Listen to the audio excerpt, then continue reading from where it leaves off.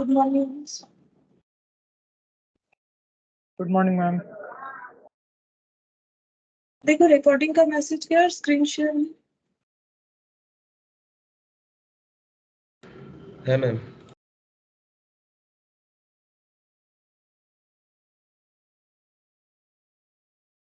अच्छा देखो, हम लोगों ने मशीन आवर रेट जो है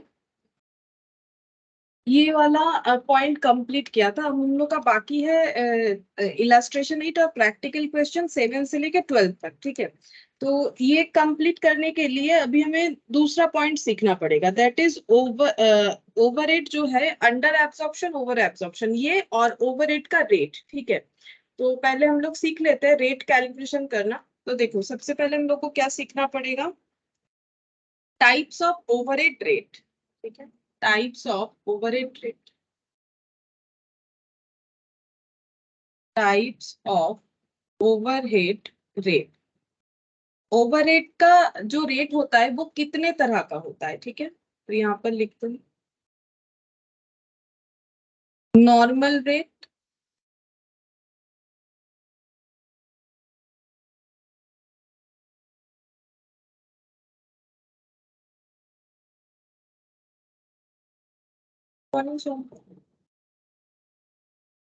good morning ma'am.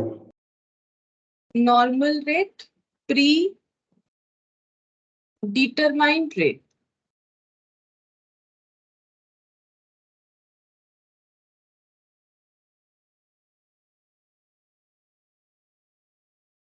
Blanket rate,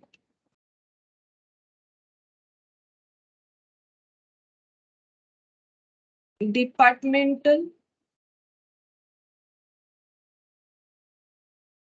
rate. ठीक है, इसको क्या बोलते हैं, इसको हम लोग बोलते हैं ओवरहेड रेट। ठीक है, ओवरहेड का रेट कैलकुलेट करेंगे हम लोग। तो ओवरहेड का रेट जो है, सबसे पहले देखो मैंने बोला नॉर्मल रेट। ठीक है, नॉर्मल रेट है, प्री डिटरमाइंड रेट है, ब्लैंकेट रेट है, डिपार्टमेंटल रेट है। तो नाम से ना पता चल जाएगा कि कौन सा रेट किस तरह से काम करता है।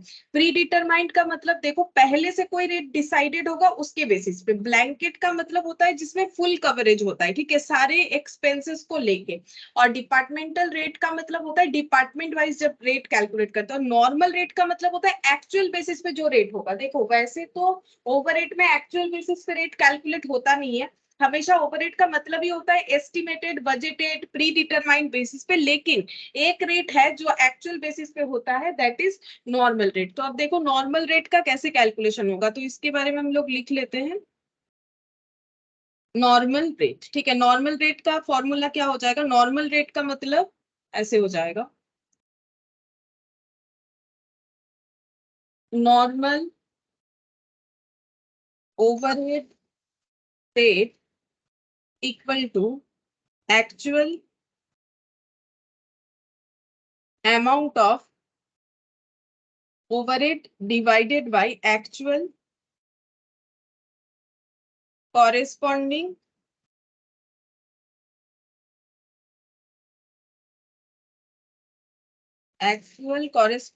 basis। ठीक है, तो कैसे कैलकुलेशन होगा, एक एग्जांपल से देख लेते हैं। देखो सपोज हम लोग का एक फाइनेंशियल ईयर है, 1 अप्रैल 2022 से लेके 31 मार्च 2023 तक का। ठीक है, तो ये पूरे 12 मंथ्स का हो गया। तो हम लोग क्या करेंगे, 12 मंथ्स में जो भी एक्चुअल ओवरहेड है उसे पहले कैलकुलेट करेंगे। 12 मंथ्स में जो भी एक्चुअल ओवरहेड हुआ है उसे कैलकुलेट करेंगे और उस ओवरहेड को डिवाइड कर देंगे कॉरेस्पॉन्डिंग बेसिस से। अब बेसिस क्या क्या हो सकता है, तो बेसिस क्या क्या होगा, बेसिस देखो हम लोग का आउटपुट बेसिस हो सकता है। बेसिस मतलब कौन सी चीजों का बात बोला जा रहा है, बेसिस का मतलब है जिस बेसिस पे, देखो हम लोगों ने ओवरहेड में अभी तक क्या पढ़ा, ओवरहेड का कंसेप्ट ये था कि ओवरहेड का खर्चा डायरेक्ट नहीं जाता है फिनिश गुड्स में। ठीक है, इसमें बहुत सारे स्टेप्स होते हैं, उसके बाद वो फिनिश गुड्स में जा सकता है, क्योंकि 1 यूनिट फिनिश गुड्स में हम लोग उसे डायरेक्ट चार्ज नहीं कर सकते। तो क्या क्या स्टेप था, एक था प्राइमरी डिस्ट्रीब्यूशन, दूसरा था सेकेंडरी डिस्ट्रीब्यूशन। प्राइमरी डिस्ट्रीब्यूशन दो तरीके से हो सकता है, एलोकेशन और एपोर्शन। सेकेंडरी डिस्ट्रीब्यूशन में क्या होता है, पहले एलोकेशन और एपोर्शन होता है। एक्चुअली सेकेंडरी डिस्ट्रीब्यूशन नहीं, पहले मुझे बताना चाहिए कि ओवरहेड की डिस्ट्रीब्यूशन करने के लिए डिपार्टमेंट को दो तरह से डिवाइड किया गया है, प्रोडक्शन एंड सर्विस। ठीक है, अगर किसी सर्विस डिपार्टमेंट है किसी ऑर्गेनाइजेशन में, ठीक है, बट प्रोडक्शन तो होगा ही होगा, production and service department. Production में जो डिस्ट्रीब्यूशन होता है, एलोकेशन या एपोर्शन होता है, उसे हम लोग बोलते हैं प्राइमरी डिस्ट्रीब्यूशन। सर्विस डिपार्टमेंट में भी सेम चीज हो सकता है, प्राइमरी डिस्ट्रीब्यूशन, एलोकेशन और एपोर्शन। फिर सर्विस डिपार्टमेंट का प्राइमरी डिस्ट्रीब्यूशन जो होता है एलोकेशन और एपोर्शन करके, वो फिर जब वो प्रोडक्शन डिपार्टमेंट में सेंड करता है, सर्विस डिपार्टमेंट अपना जो प्राइमरी डिस्ट्रीब्यूशन से जो खर्चा निकल के आता है, वो जब वो फिनिश गुड्स में चार्ज करता है, तो उसे हम लोग बोलते हैं सेकेंडरी डिस्ट्रीब्यूशन। अब जैसे ही ये कंप्लीट हो गया, प्राइमरी डिस्ट्रीब्यूशन से सेकेंडरी डिस्ट्रीब्यूशन स्टेप तक हम लोग पहुंच गए। अब ये यहाँ पर क्या होगा, सेकेंडरी डिस्ट्रीब्यूशन में सारे खर्चे प्राइमरी डिस्ट्रीब्यूशन में चार्ज होगा, और टोटल ओवरहेड जो कि प्राइमरी डिस्ट्रीब्यूशन प्रोडक्शन डिपार्टमेंट में दिख रहा है, सॉरी जो मैंने प्राइमरी डिस्ट्रीब्यूशन बोल दिया, सारा खर्चा हमें कहाँ दिखेगा, ये मान लो प्रोडक्शन डिपार्टमेंट है, ये सर्विस डिपार्टमेंट है। ठीक है, यहाँ पर पहले एलोकेशन हो सकता है खर्चे का, ठीक है, अगर जरूरत पड़े तो एपोर्शन हो सकता है,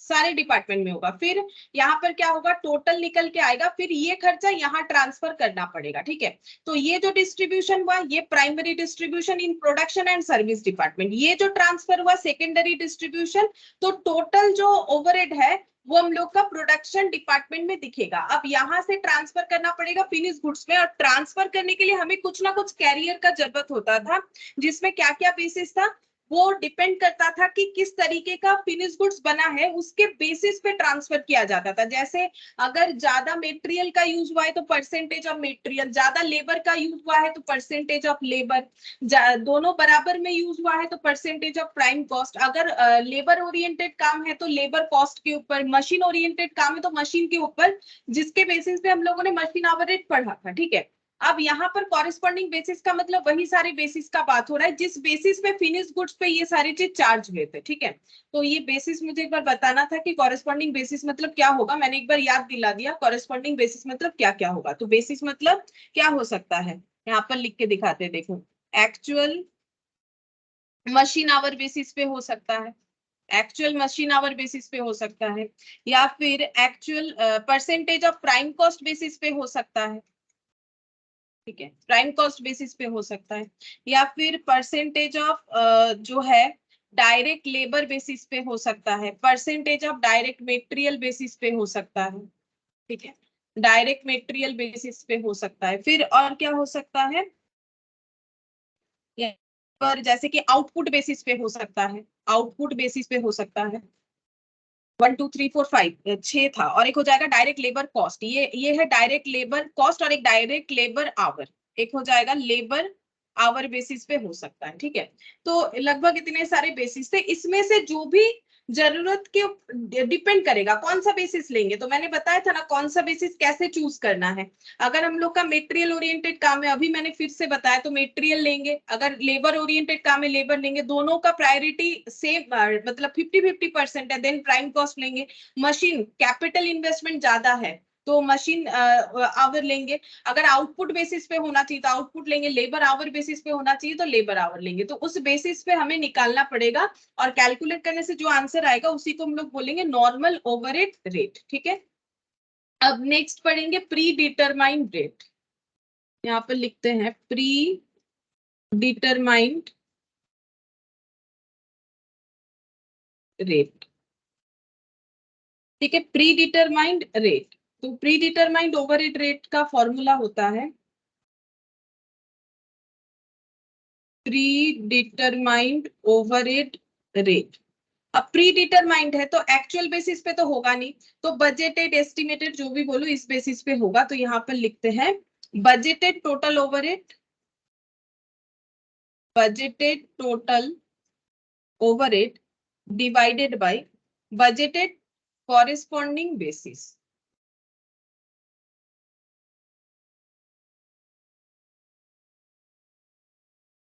ठीक है। बजटेड का मतलब क्या होता है? बजटेड का मतलब यहाँ पर हो जाएगा on the basis of actually previous. ये जो है प्री डिटरमाइंड रेट कैसे निकलता है? प्री डिटरमाइंड रेट निकलता है on the basis of previous period, previous period, ठीक है। जैसे एग्जांपल से इसको भी समझाते हैं। जैसे सपोज कि ऐसे लिखते हैं, यहाँ पर मैंने एक फाइनेंशियल ईयर बना लिया 1/4/22 से लेके 31 मार्च 23 तक का, ठीक है। ये मान लो टोटल ओवरहेड यहाँ पर ये 21 कर देते, ये 22 कर देते, ठीक है। तो सपोज कि टोटल ओवरहेड हुआ था 10,000, ठीक है। और यहाँ पर जो प्रोडक्शन हुआ था, सपोज वो था यूनिट बेसिस पे हम करते हैं, मान लो ये हुआ था 1000 यूनिट, 1000 यूनिट के लिए 10,000 हुआ था, तो ओवरहेड रेट निकाला गया, ओवरहेड रेट निकाला गया कुछ इस तरीके से आउटपुट बेसिस पे 10,000 डिवाइडेड बाय 1000, मतलब रुपीज डिवाइडेड बाय यूनिट, यानी ₹10 पर यूनिट, ठीक है।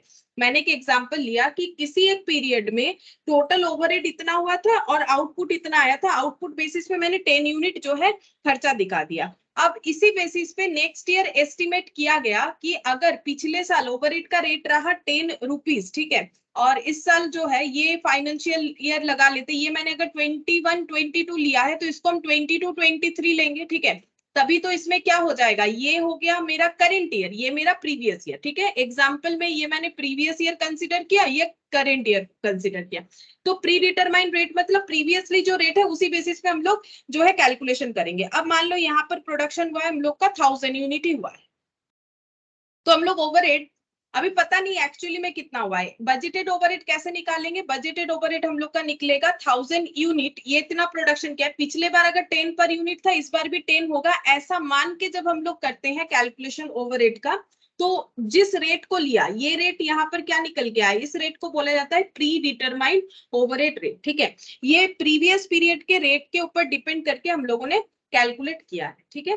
तो इस तरीके से होगा, जैसे यहाँ पर था एक्चुअल रेट और यहाँ पर, यहाँ भी लेकिन कॉरेस्पॉन्डिंग बेसिस होगा। देखो मैंने हर जगह पे एग्जांपल, जो यहाँ पर एग्जांपल जो मैंने आउटपुट बेसिस पे लिया, जरूरी नहीं आउटपुट पे हो, इसमें से कोई भी बेसिस हो सकता है, डिपेंड करेगा कि कैसा फिनिश गुड्स हम लोग बना रहे हैं, उस पर कौन सा बेसिस सूटेबल होगा।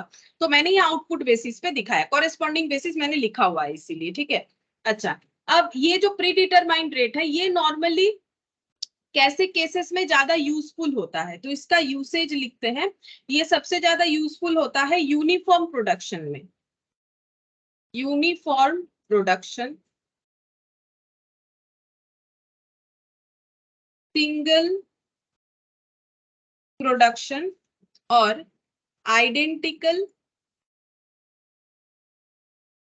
प्रोडक्शन के केस में, ठीक है। देखो मैंने क्या लिखा, यूनिफॉर्म प्रोडक्शन, सिंगल प्रोडक्शन या आइडेंटिकल प्रोडक्शन। देखो अगर हम लोग कोई प्री डिटरमाइंड रेट ले रहे हैं तो हम लोग का प्रोडक्ट जो है प्रीवियस ईयर और इस ईयर में या तो वो यूनिफॉर्म होना चाहिए या तो वो आइडेंटिकल होना चाहिए। जैसे कि देखो हम लोगों ने मान लो यहाँ पर एक्स प्रोडक्ट प्रोड्यूस किया, जो फिनिश गुड्स प्रोड्यूस किया उसका नाम है एक्स, ठीक है।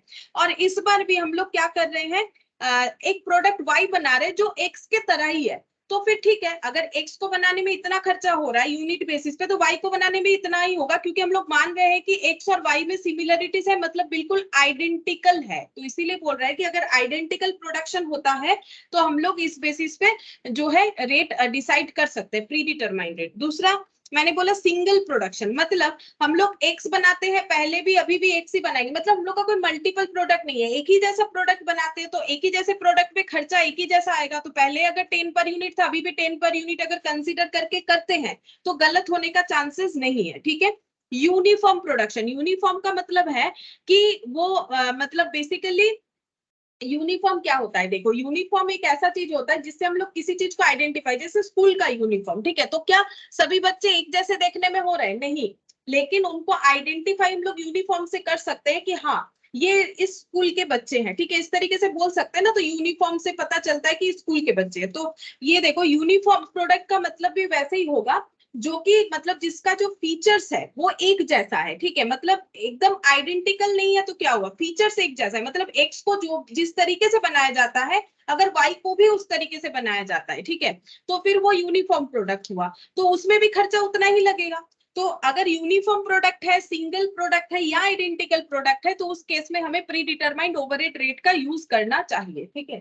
फिर नेक्स्ट हम लोग पढ़ेंगे ब्लैंकेट रेट। ब्लैंकेट रेट क्या होता है देखिए,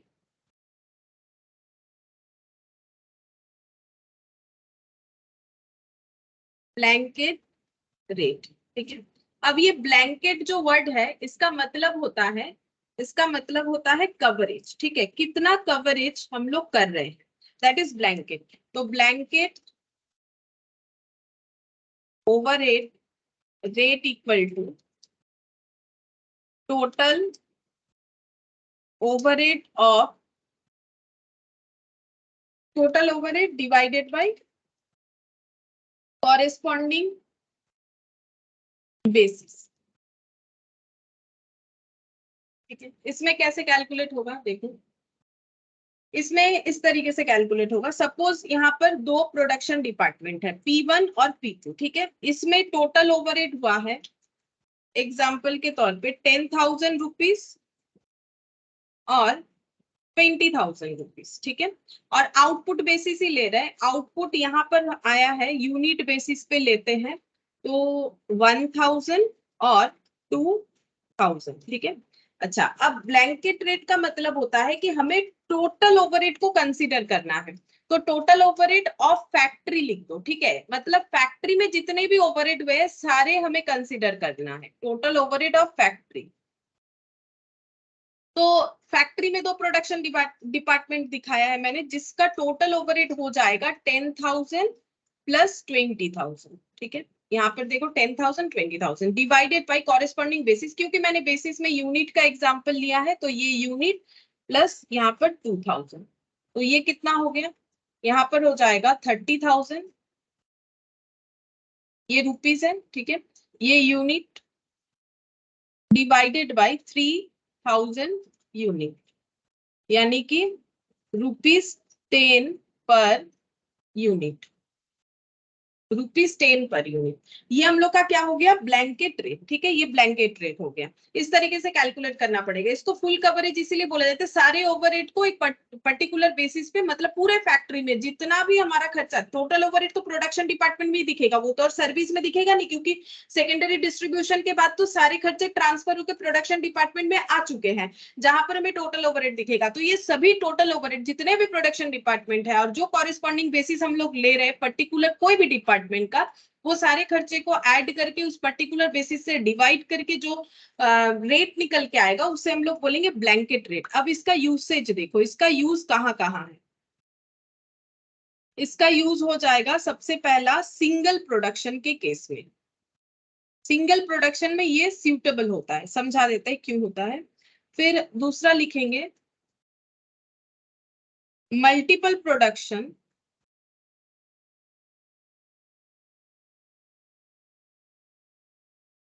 if all product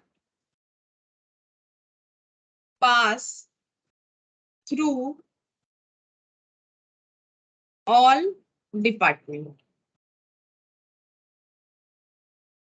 ठीक है। अगर कोई ऑर्गेनाइजेशन सिंगल प्रोडक्शन करता है, मतलब एक ही तरीके का प्रोडक्ट बनाता है, मल्टीपल प्रोडक्ट नहीं है, तो ठीक है, तो यहाँ प्रोडक्शन डिपार्टमेंट P1 या P2, ठीक है, ये मान लो प्रोडक्ट बनाते हैं A, तो A प्रोडक्ट P1 से भी पास ऑन होता है, P2 से भी होता है, तो 10 रुपीज पर यूनिट करके खर्चा उस पर एप्लीकेबल कर देंगे सिंगल प्रोडक्शन। लेकिन अगर मल्टीपल प्रोडक्शन है, मतलब मान लो A प्रोडक्ट भी बन रहा है, B प्रोडक्ट भी बन रहा है, if all product pass through all department, ये तभी सुटेबल होगा अगर ए प्रोडक्ट भी P1 और P2 से पास ऑन होगा और B प्रोडक्ट भी P1 और P2 से पास ऑन होगा, तभी ये वाला जो है सिस्टम ज्यादा बेटर रहेगा, अदरवाइज ये नहीं रहेगा। क्यों नहीं रहेगा, देखो, अगर हम लोग मान लो दो प्रोडक्ट बना रहे, ठीक है, एक प्रोडक्ट बना रहे, ऐसे हम दिखाते हैं, ये देखो, ये प्रोडक्शन डिपार्टमेंट P1 है, ये प्रोडक्शन डिपार्टमेंट P2 है। अब ए प्रोडक्ट जो है वो P1 से जाता है, फिर इसका मतलब ये P2 में अब ट्रांसफर नहीं होता है, फिनिश गुड्स बन जाता है। और बी प्रोडक्ट जो है वो मान लो सिर्फ P2 से जाता है, ठीक है, बी प्रोडक्ट जो है वो सिर्फ P2 से जाता है। अब हम लोग तो यहाँ पर एवरेज करके निकाल रहे हैं 10 रुपीज, ठीक है, एवरेज करके हम लोग 10 रुपीज निकाल रहे हैं, 10 रुपीज पर यूनिट। लेकिन ये जो ए प्रोडक्ट है ये ए से ज्यादा है तो भी हम लोग इस पे 10 लगा रहे, बी प्रोडक्ट जो है P2 से जा रहा है सिर्फ इसमें, तब भी हम लोग 10 लगा देंगे। तो गलत क्या हो जाएगा, देखो यहाँ मैंने जो एग्जांपल लिया उसमें तो यहाँ भी इंडिविजुअली 10 आ रहा है और यहाँ पर भी इंडिविजुअली 10 आ रहा है, मतलब 10,000 डिवाइडेड बाई 1,000, मतलब पर प्रोडक्शन डिपार्टमेंट में खर्चा 10-10 रुपए का आ रहा है। वो तो मैंने ऐसे एग्जाम्पल लिया है बोल के। अगर इसके जगह हम कुछ दूसरा एग्जाम्पल ले लेते, लाइक यहाँ पर अगर हम 1,000 कर देते, सपोज ये मैंने 1,000 कर दिया होता तो ये तो 20 रुपीज आ गया। अब इसका एवरेज देखो, अगर हम इसको 1,000 कर देते तो ऊपर तो मेरा 30,000 आ रहा है और यहाँ पर आ गया 2,000, तो मेरा एवरेज कितना निकल के आएगा, 15 रुपीज, ठीक है, 15 रुपीज निकल के आया। ब्लैंकेट रेट जैसे निकालना पड़ता है, मैंने जस्ट क्या किया, यहाँ पर डेटा को चेंज कर दिया। अब देखो 15 रुपीज एवरेज हो गया। अब अगर P1 डिपार्टमेंट से सिर्फ ए प्रोडक्ट जाता है, उसमें खर्चा 10 रुपए का आना चाहिए, और P2 का अगर इंडिविजुअली खर्चा देखे तो ये 20 रुपीज है। लेकिन अगर हम लोग इसका ब्लैंकेट रेट निकालेंगे तो एवरेज 15 निकल के आया, तो ब्लैंकेट रेट निकालने से जो भी प्रोडक्ट बनेगा उसमें हम लोग 15 चार्ज करने वाले। अब गलती क्या हो जाएगा, जबकि बी प्रोडक्ट इस डिपार्टमेंट से जाने से 20 रुपीज का खर्चा होता है, उस पर भी हम लोग 15 चार्ज कर लेंगे, और जो P1 है उसमें 10 होता है तो उसमें हम लोग कितना चार्ज करेंगे, 15, मतलब एक में 20 होना चाहिए चार्ज 15 कर रहे हैं, एक में 10 होना चाहिए चार्ज हम लोग 15 कर रहे हैं, मतलब किसी में कम किसी में ज्यादा। इसीलिए बोल रहा है या तो सिंगल प्रोडक्शन होना चाहिए, मतलब अगर ए ही हर जगह पे प्रोडक्शन हो रहा है तो कोई प्रॉब्लम नहीं, या तो सिंगल प्रोडक्शन होना चाहिए, सिंगल प्रोडक्शन होगा तो एवरेज 15 उस पे लगता जाएगा, कोई इश्यूज नहीं है। लेकिन अगर मल्टीपल प्रोडक्शन होगा तो कैसा होना चाहिए, all product pass through all department, मतलब ए भी P1 P2 दोनों से पास करेगा और बी भी P1 P2 दोनों से पास करेगा, तो दोनों में एवरेज में 15 लगेगा, कोई प्रॉब्लम नहीं है, ठीक है। अगर हम लोग ए का खर्चा, ए प्रोडक्ट जो है वो P1 से भी जाएगा P2 से भी जाएगा तो उसका एवरेज हम लोग लगा ही सकते हैं, और बी जो है वो भी P1 P2 दोनों से जाएगा तो हम लोग उसका एवरेज खर्चा लगा सकते हैं, क्योंकि दोनों डिपार्टमेंट से पास हो रहा है, तो इंडिविजुअली नहीं लगा के हम लोग एवरेज करके लगा देंगे। लेकिन अगर सिंगल प्रोडक्ट होगा उस केस में कोई प्रॉब्लम नहीं होगा कि सिंगल प्रोडक्ट है एवरेज रेट लगा रहे, ये तो एवरेज ही हो रहा है ना बेसिकली, तो सिंगल प्रोडक्ट जो है इसमें हम लोग लगा देते हैं जितना टोटल करके आ रहा है, क्योंकि ये भी खर्चा ए को बनने में लगा है, ये भी ए को बनने में लगा है, ये भी ए बना है, ये भी ए बना है। अगर सिंगल प्रोडक्ट है तो इसका मतलब ये पूरा ही ए को बनाने का खर्चा है, ये पूरा ए इतना यूनिट बना है, तो इस हिसाब से होगा। लेकिन अगर मल्टीपल प्रोडक्शन है तो भी ठीक है, लेकिन दोनों डिपार्टमेंट से जाना चाहिए तभी तो एवरेज रेट एप्लीकेबल होगा, अदरवाइज एक में ज्यादा एक में कम लग जाएगा, ठीक है। तो अगर ऐसा एग्जाम्पल हुआ, जैसे इसमें भी 10 आ रहा है इसमें भी 10, तो ज्यादा प्रॉब्लम नहीं होगा, लेकिन ऐसा हो ऐसा जरूरी तो नहीं है, हो सकता है इंडिविजुअली इसमें ज्यादा इसमें कम, या फिर इसमें कम इसमें ज्यादा आ रहा है। तो इसीलिए बोला गया है कि मल्टीपल प्रोडक्शन पे भी ले सकते हैं, लेकिन सारे प्रोडक्ट को जो है सारे डिपार्टमेंट से यहाँ पर पास करना चाहिए, ठीक है, तभी जाके ये सही आंसर हमें दे पाएगा। नेक्स्ट हम लोग ये वाला तो हुआ, देखो ये लास्ट हम लोग का ब्लैंकेट रेट के बाद है डिपार्टमेंटल रेट, ठीक है। अब हम लोग करेंगे departmental rate.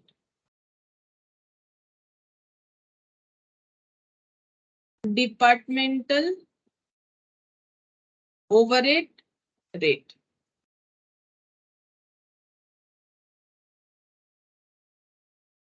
Departmental overhead rate equal to total overhead of the department divided by corresponding basis, corresponding basis, ठीक है। अब कॉरेस्पॉन्डिंग बेसिस कुछ भी हो सकता है, देखो मैंने हर जगह पे आउटपुट लिया है, इसमें से कुछ भी हो सकता है, हर जगह पे वो चीज एप्लीकेबल होगा, मैंने तो हर जगह पे एग्जांपल आउटपुट बेसिस पे ही दे रखा है, ठीक है। आउटपुट की जगह कुछ और भी एग्जांपल हम लोग ले सकते हैं। अच्छा, अब मान लो दो प्रोडक्शन डिपार्टमेंट है P1 P2, इसका टोटल ओवरहेड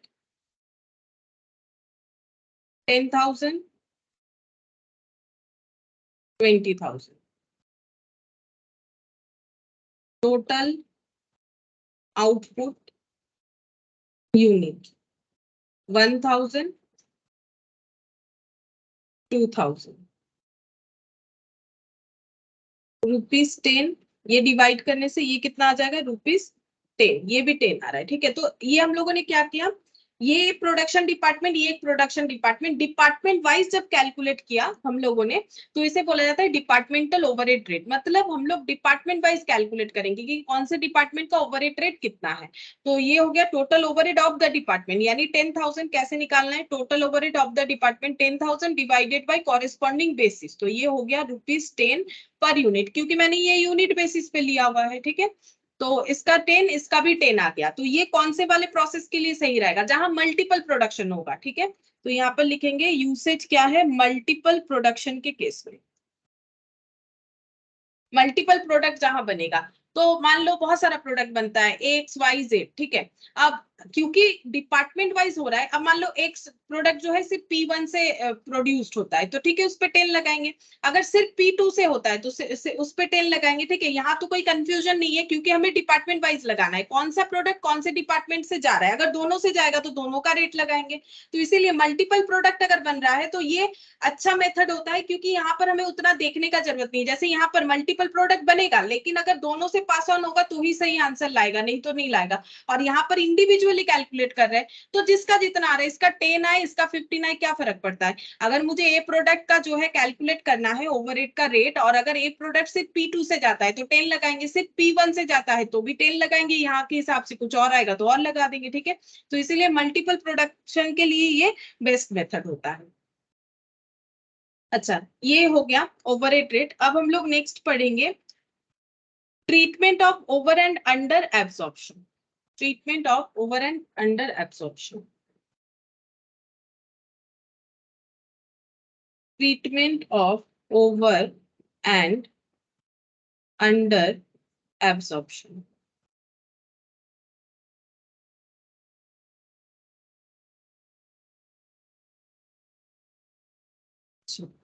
देखो ओवर या अंडर एब्सॉर्प्शन कैसे होता है, जैसे एक एग्जांपल देखते हैं। एक फाइनेंशियल ईयर है 1/4/2022 से लेके 31 मार्च 2021, ठीक है। इस साल में टोटल ओवरहेड हुआ था सपोज 2 लाख रुपीस, ठीक है। और मशीन चला था 10,000 आवर्स, ठीक है। ये के मतलब आवर्स होता है। तो मशीन आवर रेट कितना हुआ, तो हम लोग निकालते हैं machine hour rate 2 lakh. Machine hour rate मतलब 1 घंटा मशीन चलने से कितना खर्चा है, तो 2 लाख रुपीस का खर्चा हुआ, मशीन चला था 10,000 आवर्स, ठीक है, एग्जाम्पल के हिसाब से। तो ₹20 पर आवर जो है मशीन चलने का खर्चा है, ठीक है। अच्छा, अब ये बेसिस पे ये हम लोगों ने क्या किया, ये हम लोगों ने एक पर्टिकुलर ईयर का जो है मशीन आवर रेट निकाला। अब इसका नेक्स्ट जो फाइनेंशियल ईयर आएगा, इसका नेक्स्ट फाइनेंशियल ईयर आ जाएगा ऐसे 1 अप्रैल 2022 से लेके 31 मार्च 2023, ये नेक्स्ट फाइनेंशियल ईयर। यहां पर भी मशीन चला है 10,000 आवर, ठीक है। अब हम लोग को क्या कैलकुलेट करना है, ओवरहेड कैलकुलेट करना है। तो हम लोग ओवरहेड कैसे कैलकुलेट कर सकते हैं, टोटल ओवरहेड हम लोग प्री डिटरमाइंड रेट पे कैलकुलेट कर सकते हैं। देखो प्री डिटरमाइंड रेट ही हुआ ना, यहाँ पर हम लोगों ने लिया टोटल ओवरहेड और यहाँ पर बेसिस लिया मशीन आवर्स, तो निकल के आए ₹20। अब इस बेसिस पे हम लोग ये निकालना चाहते हैं कि अगर इस साल भी 10,000 आवर्स मशीन चला है, तो प्री डिटरमाइंड रेट के हिसाब से जो कि ₹20 पर आवर है, तो हम लोग का टोटल ओवरहेड निकल के आएगा 2 लाख रुपीस, ठीक है। लेकिन जब एक्चुअली हम लोगों ने ओवरहेड का चेकिंग किया, जब एक्चुअली ओवरहेड देखा तो वो कुछ अलग आया, ठीक है। एक्चुअल ओवरहेड हम लोग का आ गया सपोज 2,10,000, ठीक है। यहाँ पर लिखते हैं एक्चुअल ओवरहेड हम लोग का आ गया 2,10,000, ठीक है। एक्चुअली जब पता चला वो 2,10,000 आ गया, ये डिफरेंस हो गया, ठीक है। 2 लाख सोचा था खर्चा, ये हम लोगों ने कैसे सोचा कि 2 लाख होगा, देखो 2 लाख हम लोगों ने प्रीवियस ईयर के बेसिस पे प्री डिटरमाइंड रेट के बेसिस पे सोचा, और ये आ गया 2,10,000 एक्चुअली में जब चेक किया। तो इससे हमारा प्रॉफिट इंपैक्ट करेगा। क्यों? देखो प्रॉफिट इंपैक्ट करेगा, एक्चुअली ओवरहेड के खर्चे को ऐड करके ही तो हम लोग अपने प्रोडक्ट का कॉस्ट निकाल रहे हैं, और ये हम लोगों ने एस्टिमेटेड बेसिस पे कर लिया होगा। बाद में जब पूरा एक्चुअल डेटा हमारे पास अवेलेबल हुआ तो कैलकुलेट करके देखा, अच्छा हमें तो खर्चा 2,10,000 करना चाहिए था, हम लोगों ने 2 लाख कर दिया है।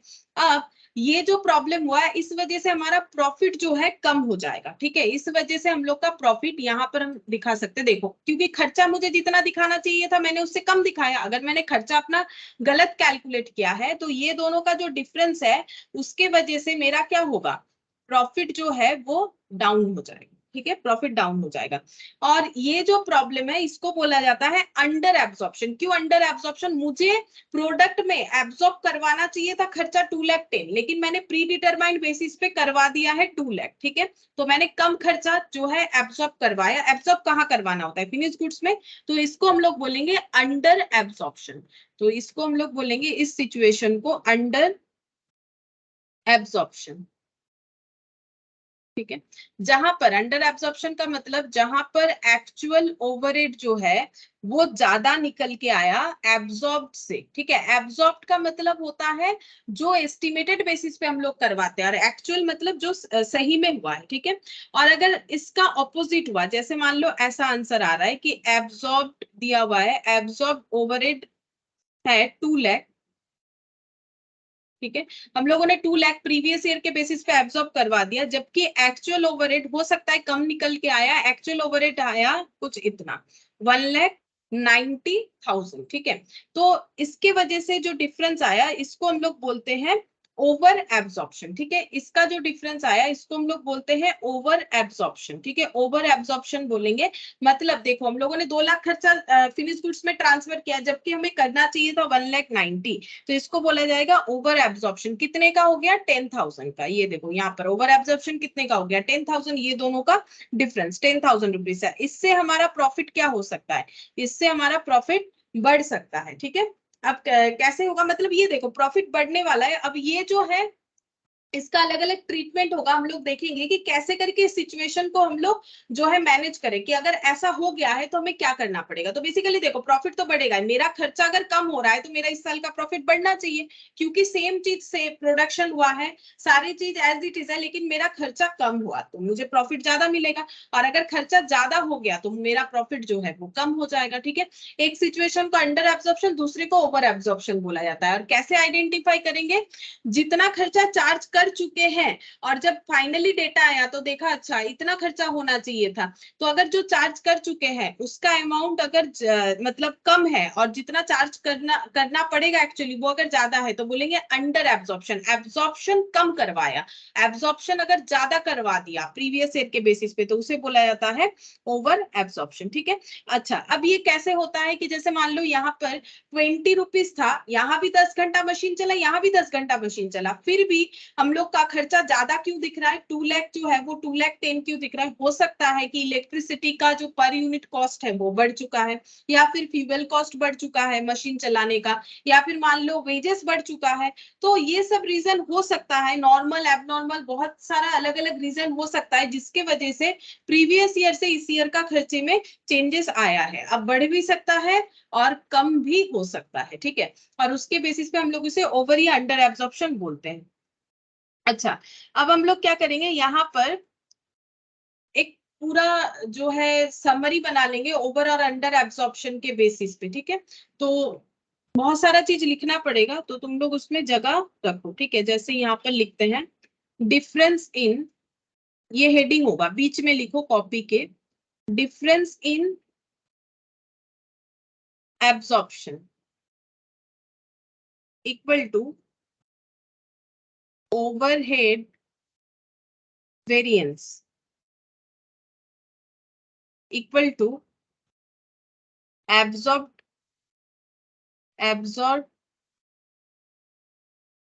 Minus actual. बताते हैं ये क्या मैंने लिखा है।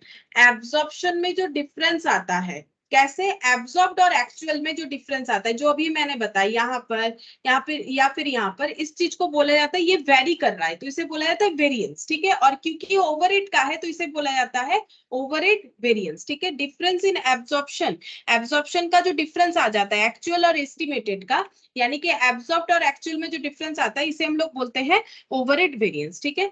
अच्छा, अब इसको हम लोग दो पार्ट में डिवाइड करेंगे। ओवरहेड वेरिएंस दो तरीके का होता है, अंडर एब्जॉर्प्शन और ओवर एब्जॉर्प्शन, तो इसको हम लोग दो पार्ट में डिवाइड करेंगे।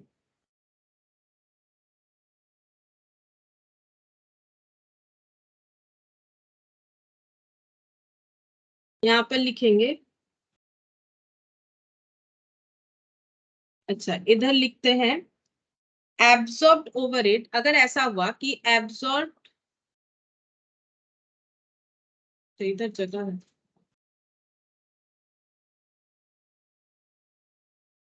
ऐसे लिखते हैं absorbed overhead greater than actual overhead. जितना हम लोगों ने चार्ज कर लिया है वो ज्यादा है जबकि एक्चुअली में कम हुआ है, ठीक है।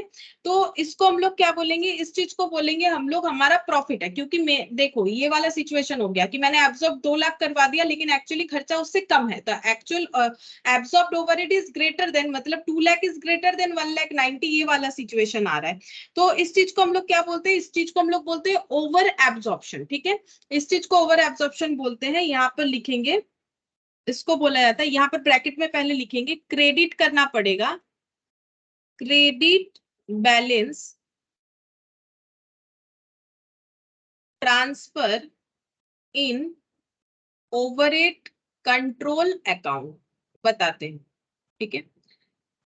ये देखो क्रेडिट बैलेंस आएगा, प्रॉफिट बढ़ेगा, मतलब मेरा 10,000 क्रेडिट हो जाएगा, क्योंकि 10,000 ये मैंने नेगेटिव नहीं लिखा है, ठीक है। ये 10,000 जो है ये मेरा क्रेडिट बैलेंस आया क्योंकि मेरा ओवर एब्जॉर्प्शन हुआ है। मुझे 1,90,000 ही खर्चा पे करना है जबकि मैंने 2 लाख प्रीवियस ईयर के बेसिस पे किया है। तो 10,000 मेरा क्रेडिट हो जाएगा। कहाँ क्रेडिट करना पड़ता है, ओवरहेड कंट्रोल अकाउंट में इसे क्रेडिट करना पड़ता है, ठीक है। अभी चार्ट लिखते जाओ, अब चार्ट से क्या क्या जरूरत होगा वो हम लोग बाद में समझ लेंगे। तो क्रेडिट बैलेंस जो है वो ट्रांसफर हो जाएगा ओवरहेड कंट्रोल अकाउंट में, और ये पूरे इंसिडेंट को बोला जाता है ओवर एब्जॉर्प्शन, ठीक है। इसे क्या बोलेंगे, ओवर एब्जॉर्प्शन, ठीक है। ये क्या रिप्रेजेंट करता है, ये रिप्रेजेंट करता है, represent savings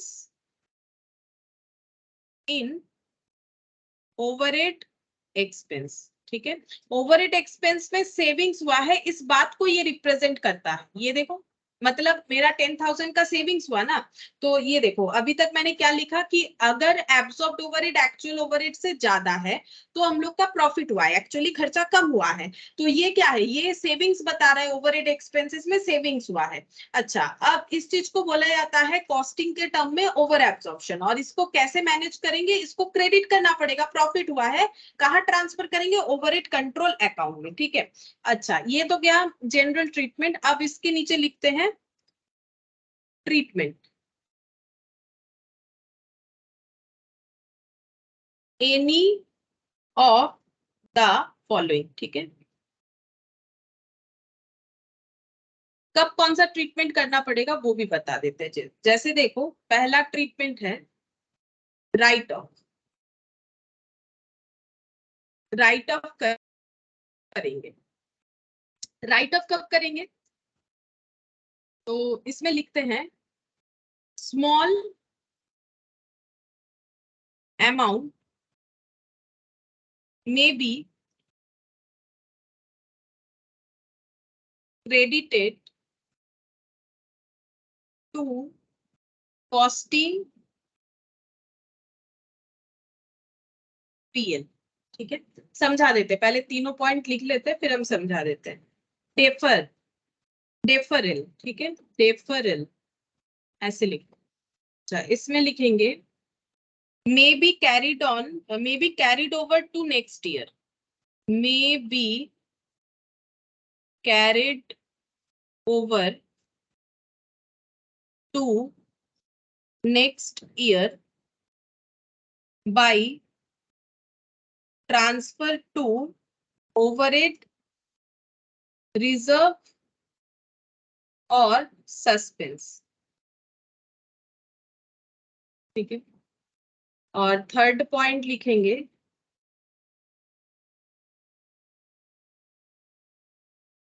cost reversal.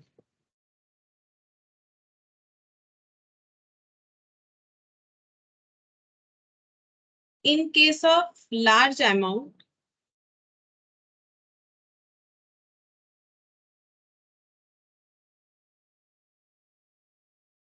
cost of job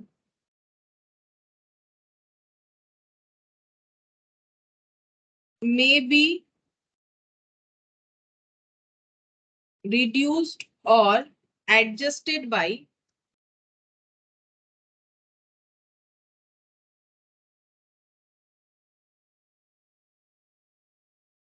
passing reversal journal entry।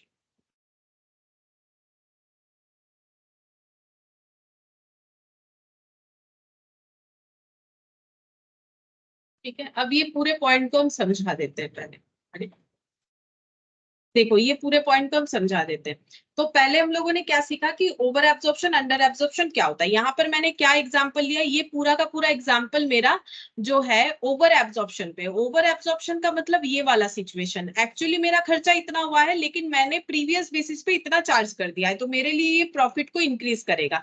तो क्रेडिट बैलेंस होगा जिसे मुझे ओवरहेड कंट्रोल जो अकाउंट बनता है, ठीक है, ये तुम लोग जो है बुक की कॉस्ट बुक कीपिंग में कंट्रोल अकाउंट्स कैसे होता है, लेकिन यहाँ पर थोड़ा सा हमें पता होना चाहिए, तो मैंने बता दिया। देखो कंट्रोल अकाउंट जो वहां पर पढ़ेंगे तो पूरा पता चलेगा कैसे करके उसका ट्रीटमेंट होता है। यहाँ पर फिलहाल इतना समझो कि अगर मेरा क्रेडिट बैलेंस हुआ तो ओवरहेड कंट्रोल जो अकाउंट है, मतलब जो अकाउंट ओवरहेड को कंट्रोल करने के लिए बनाया गया है, उस अकाउंट में इसे मुझे क्या करना पड़ेगा, ट्रांसफर करना पड़ेगा। ठीक है, और इसको बोलेंगे ओवर एब्जॉर्प्शन। ठीक है, ओवर एब्जॉर्प्शन क्यों, क्योंकि मुझे 2 लाख नहीं 1,90,000 एब्जॉर्ब करवाना चाहिए था, मैंने 2 लाख करवा दिया, तो that is over absorption.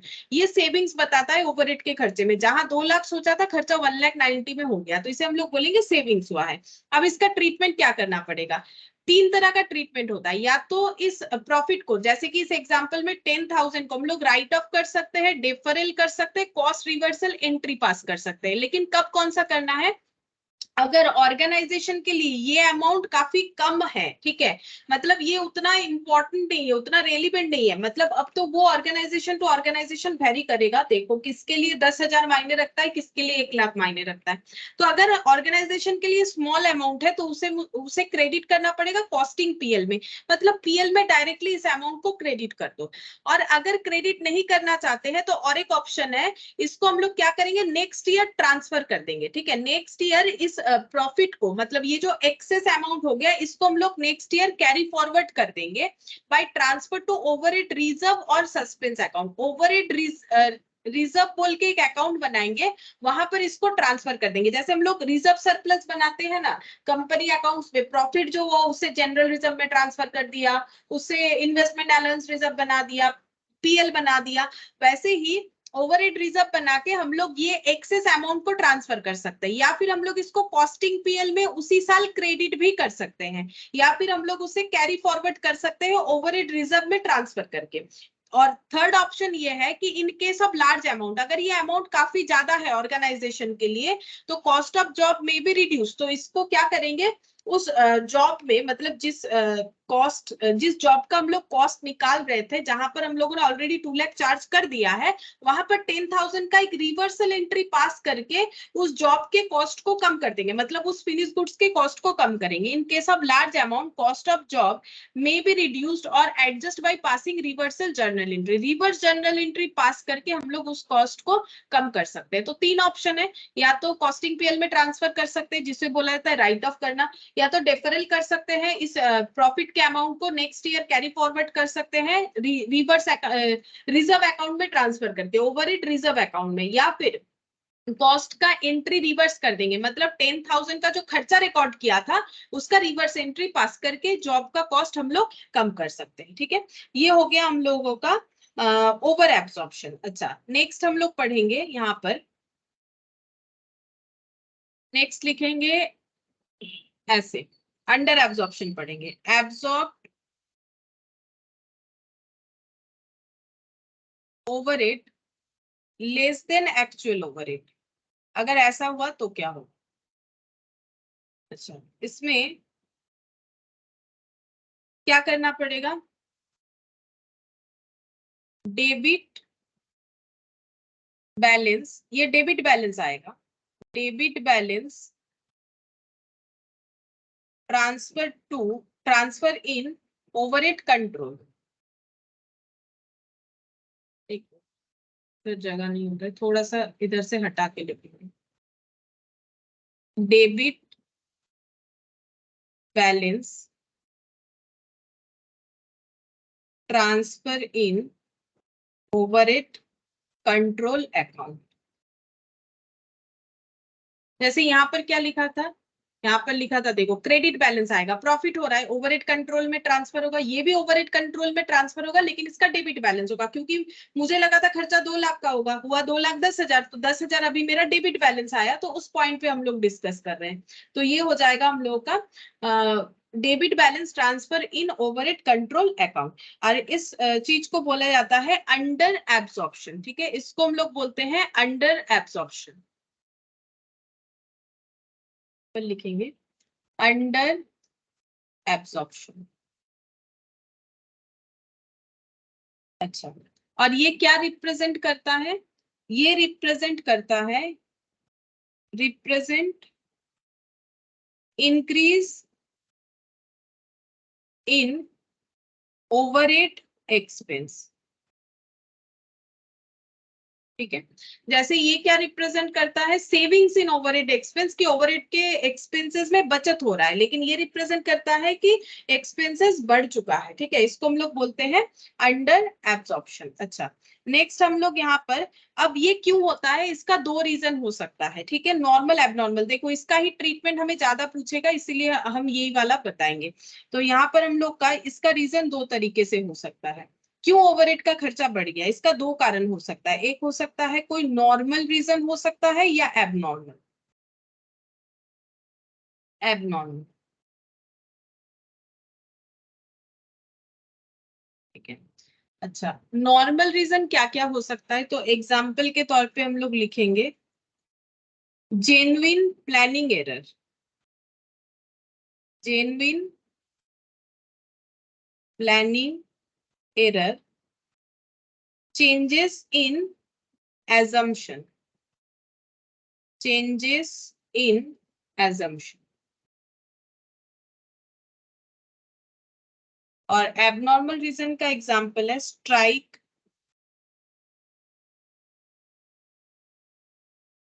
Period wages,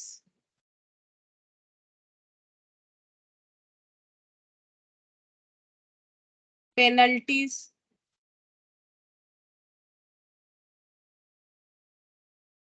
obsolete stores,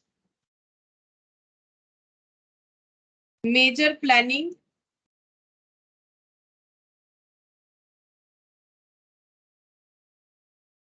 defect. ठीक है, देखो मैंने क्या क्या लिखा है। नॉर्मल रीजन क्या हो सकता है? जेन्युइन प्लानिंग एरर हुआ है। ठीक है, ये नीचे लिख देते चेंजेस इन एजम्पशन, नहीं तो इसके साथ ये मैच हो जा रहा है, चेंजेस इन एजम्पशन। ठीक है, जैसे नॉर्मल रीजन, एबनॉर्मल। एबनॉर्मल देखने से देखो समझ में आएगा नॉर्मल क्या है। स्ट्राइक पीरियड में वेजेस देना पड़ा है, इस वजह से खर्चा बढ़ गया। पेनल्टी लग गया है किसी चीज का, इस वजह से खर्चा बढ़ गया। ऑब्सोलेट स्टोर्स है जो हम लोगों ने ध्यान नहीं दिया, या फिर जो भी ऑब्सोलेट स्टोर्स है उसकी वजह से हमारा खर्चा बढ़ रहा है। ठीक है, मतलब जो ऑब्सोलेट का मतलब होता है जो आगे जाके काम में नहीं आएगा, लेकिन हम लोगों ने खरीद लिया, तो ओवरहेड का खर्चा बढ़ रहा है। Obsolete stores, major planning defect, अगर हम लोग का प्लानिंग में मेजर कोई डिफेक्ट हुआ है, इस वजह से हम लोगों का जो खर्चा बढ़ रहा है, that is abnormal reason. Normal reason का मतलब अगर कोई जेन्युइन प्लानिंग एरर हुआ है, ठीक है, मतलब ये हो ही सकता है जैसे कि मान लो हम लोगों ने सोचा था इलेक्ट्रिसिटी अभी बढ़ेगा नहीं, लेकिन अचानक से इलेक्ट्रिसिटी का प्राइस बढ़ गया, तो ये तो जेन्युइन प्लानिंग एरर है। तो इलेक्ट्रिसिटी का खर्चा हम लोगों ने जो माना था उससे बढ़ गया, या फिर जो रॉ मटेरियल यूज करे तो उसका प्राइस बढ़ने का कोई चांसेस नहीं था, बट अचानक से बढ़ गया, तो जेन्युइन प्लानिंग एरर। या फिर चेंजेस इन एजम्पशन, हम लोग का एजम्पशन में चेंज करने की वजह से ही खर्चा बढ़ा है, तो ये सब नॉर्मल रीजन है, ठीक है। तो अगर ये हम लोग का नॉर्मल रीजन है तो इसे हम लोग ट्रीट करते हैं इंक्रीज इन कॉस्ट बोल के, ठीक है। अगर नॉर्मल रीजन है, यहाँ पर लिख देते हैं नॉर्मल रीजन को कैसे ट्रीट, तुम लोग का अगर जगह नहीं है ना, तुम लोग इसके नीचे लिख सकते हो, मेरा भी तो यहाँ जगह नहीं होगा।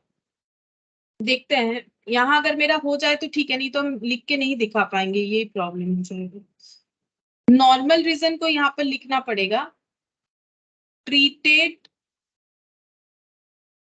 As increase in cost, increase in cost.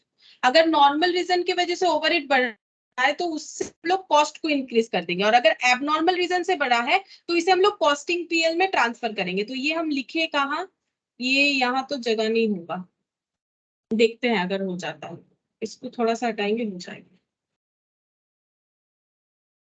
Example के तौर पे स्ट्राइक, एक सेकेंड, यहाँ पर स्ट्राइक पीरियड वेजेस हो जाएगा, स्ट्राइक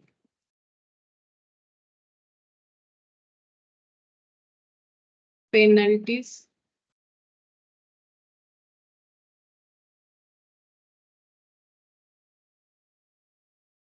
obsolete stores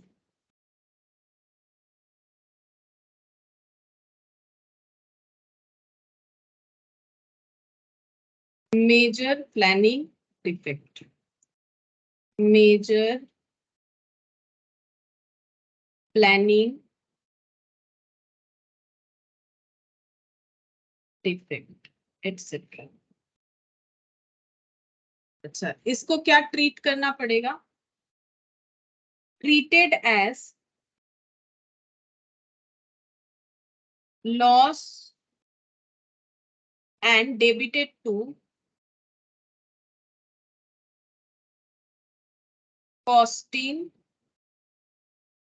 पीएल, ठीक है। तो अगर एबनॉर्मल लॉस है तो उसका एबनॉर्मल रीजन से अगर कोई भी खर्चा मतलब हम लोग का लॉस होता है तो वो तो हम लोग कस्टमर से रिकवर नहीं कर सकते, तो वो खर्चा खुद, वो लॉस खुद ही को बेयर करना पड़ेगा, तो वो कॉस्टिंग पीएल में चला जाएगा। लेकिन अगर जेन्युइन वजह से खर्चा बढ़ा है तो वो हम लोग क्या करेंगे, प्रोडक्ट के कॉस्ट में ट्रांसफर कर सकते हैं, यानी इसीलिए लिखा है treated as increase in cost, ठीक है। हम लोग कॉस्ट को इंक्रीज कर देंगे।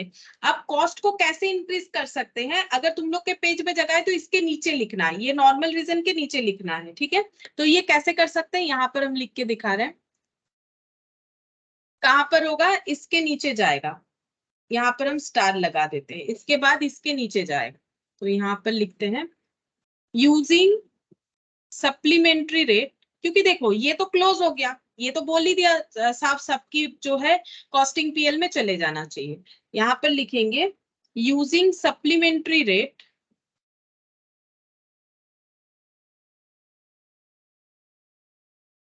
Overhead recovery rate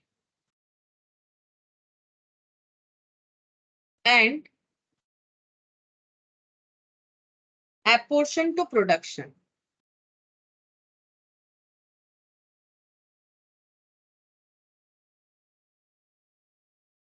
supplementary overhead rate को यूज करके प्रोडक्शन में इसे हमें अपोर्शन करना है, ठीक है। अच्छा, अब ये कैसे होगा, इसके नीचे 3 पॉइंट आ जाएगा, यूनिट सोल्ड पे अप्लाई करेंगे, closing stock of finished goods,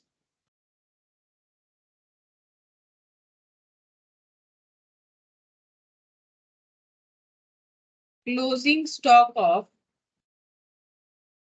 work in progress. तो ये जो खर्चा हम लोग बढ़ाने का सोच रहे हैं कि हम लोग अपना कॉस्ट को बढ़ा देंगे, नॉर्मल रीजन से खर्चा बढ़ाए, तो कैसे बढ़ाएंगे? जो यूनिट सेल हो गया उस पे चार्ज करेंगे, जो closing stock of finish goods है उस पे चार्ज करेंगे, क्लोजिंग स्टॉक ऑफ WIP यानी वर्क इन प्रोग्रेस में अगर कोई स्टॉक है तो उस पे चार्ज करेंगे। ठीक है, अब कैसे करना है देखो, यहाँ पर लिखेंगे debit to cost of sales, debit to cost of sales को डेबिट करेंगे। ठीक है, डेबिट टू, डेबिट करेंगे तभी तो एक्सपेंस रिकॉर्ड होगा ना, इसीलिए डेबिट है हर जगह पे। Debit to finished goods control account, debit to WIP work in progress का मतलब WIP control account.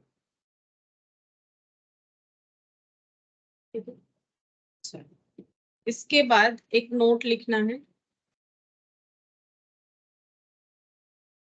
when under absorption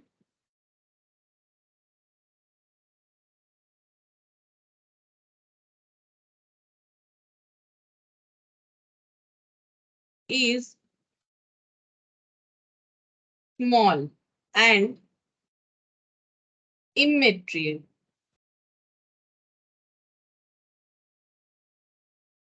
it is fully debited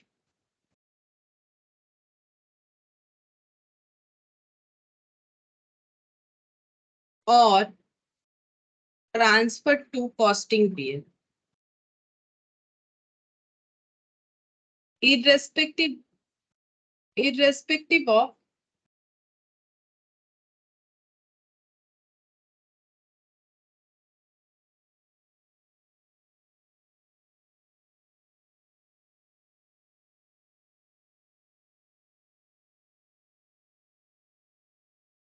whether due to normal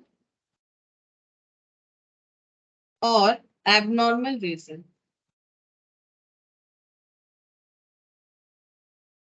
देखो नॉर्मली अंडर एब्जॉर्प्शन का जो है ट्रीटमेंट हम लोगों ने यहाँ पर देखा इतना सारा है। ठीक है, ये हम लोग अभी सम्स करेंगे तो पता चलेगा कैसे करके कैलकुलेट करना है।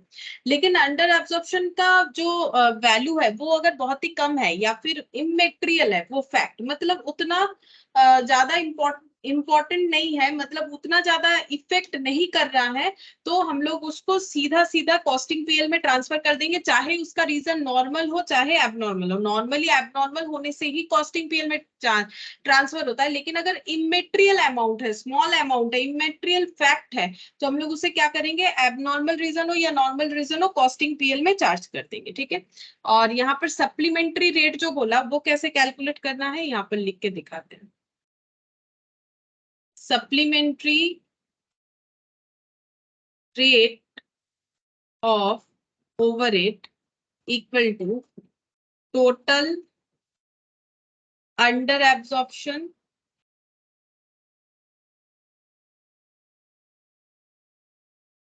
of overhead divided by equivalent production unit। और इक्विवेलेंट प्रोडक्शन यूनिट का मतलब क्या क्या हो जाएगा? इक्विवेलेंट प्रोडक्शन यूनिट का मतलब unit sold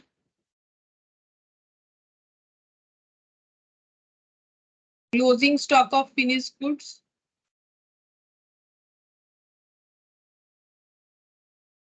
closing stock of WIP। ठीक है, और जब लिखेंगे तो यूनिट सोल्ड का कहाँ ट्रांसफर होगा? कॉस्ट ऑफ सेल्स में। बता देंगे कैसे होगा। ठीक है, अभी लिखो फिनिश गुड्स कंट्रोल और WIP कंट्रोल, WIP कंट्रोल। ठीक है, अभी क्वेश्चन करने से ना समझ में आएगा कि ये सब क्या है। मतलब देखो, ये तो थियोरेटिकली समझ में आ गया कि ओवर एब्जॉर्प्शन क्या है और अंडर एब्जॉर्प्शन क्या है। ओवर एब्जॉर्प्शन होने से वो हमारे लिए प्रॉफिट है, उसको हम लोग कॉस्टिंग पीएल में ट्रांसफर, ओवरहेड कंट्रोल अकाउंट में ट्रांसफर करेंगे। और यहाँ पर देखो, ये ओवरहेड कंट्रोल अकाउंट में क्रेडिट होता है, ये ओवरहेड कंट्रोल में डेबिट होता है। ठीक है, मतलब ओवरहेड का खर्चा को जहां चार्ज कर रहे थे दैट इज ओवरहेड कंट्रोल। अगर मेरा खर्चा कम हुआ तो क्रेडिट होगा, अगर खर्चा ज्यादा हुआ तो डेबिट होगा। इसको कॉस्टिंग में ओवर एब्जॉर्प्शन, इसको अंडर एब्जॉर्प्शन बोलते हैं। ये सेविंग्स डिनोट करता है, ये खर्चा बढ़ रहा है इसको डिनोट करता है। इसका ट्रीटमेंट ये तीन में से कोई एक होना चाहिए। अगर स्मॉल अमाउंट है तो हम लोग राइट अप कर सकते हैं, या फिर हम लोग नेक्स्ट ईयर ट्रांसफर कर सकते हैं, या रिवर्स एंट्री डाल सकते हैं।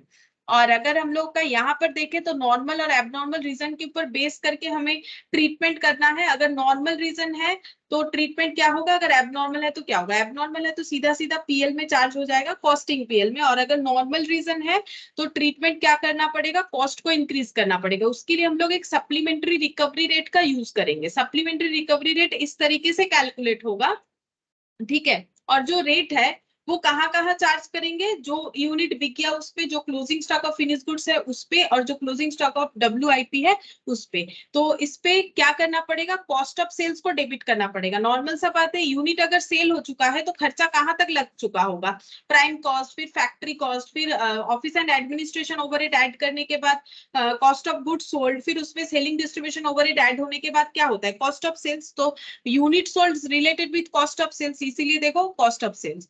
और जो फिनिश गुड्स है वो फिनिश गुड्स कंट्रोल अकाउंट में चार्ज हो जाएगा, मतलब उसका treatment finish goods control account के थ्रू से दिखाया जाएगा। और जो डब्ल्यूआईपी में है उसे डब्ल्यूआईपी कंट्रोल अकाउंट के थ्रू से दिखाया जाएगा। और सारी जगह पे डेबिट किया जाएगा, क्योंकि हम लोग जो इंक्रीज कॉस्ट है उसको डिस्ट्रीब्यूट करना चाह रहे हैं। ठीक है, तो ये आई होप की समझ में आया। और यहाँ पर जो बोला है कि अंडर एब्जॉर्प्शन अगर बहुत ही कम वैल्यू से हो और इमेटेरियल हो तो वो पूरा का पूरा कॉस्टिंग पीएल में ट्रांसफर कर देना है, चाहे वो नॉर्मल रीजन से हुआ हो या एबनॉर्मल रीजन से।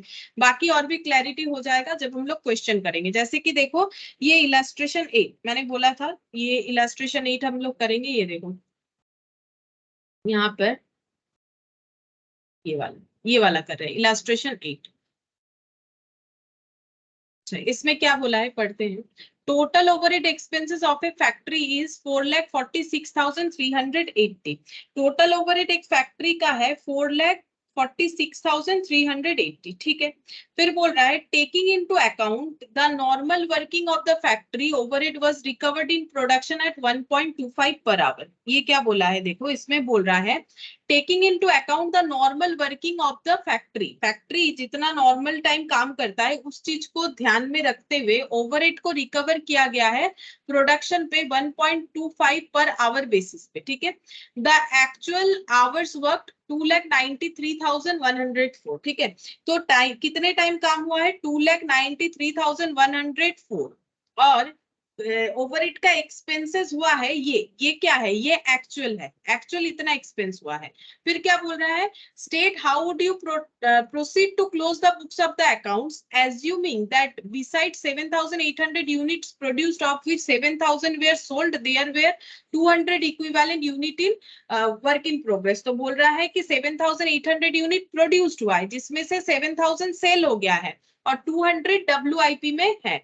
अच्छा, इसके बाद हमें करने क्या बोला है, ऑन इन्वेस्टिगेशन, इन्वेस्टिगेशन किया गया तब बोल रहा है it was found that 50% of the unabsorbed overhead was on account of increase in the cost of indirect material and indirect labour. बोल रहा है कि खर्चा क्यों बढ़ गया है, खर्चा इसीलिए बढ़ गया है क्योंकि इनडायरेक्ट मटेरियल और इनडायरेक्ट लेबर का खर्चा बढ़ चुका है, इस वजह से the remaining 50% due to factory inefficiency. अच्छा, जो खर्चा बढ़ा है उसका दो रीजन है। ठीक है, दो रीजन क्या क्या है, एक है फैक्ट्री इनएफिशिएंसी और एक है इनडायरेक्ट मटेरियल इनडायरेक्ट लेबर का कॉस्ट बढ़ना। ठीक है, तो ये जो कॉस्ट बढ़ गया ये 50% रीजन है और फैक्ट्री इनएफिशिएंसी ये 50% रीजन है। ठीक है, अच्छा अब आगे देखते हैं क्या बोल रहा है।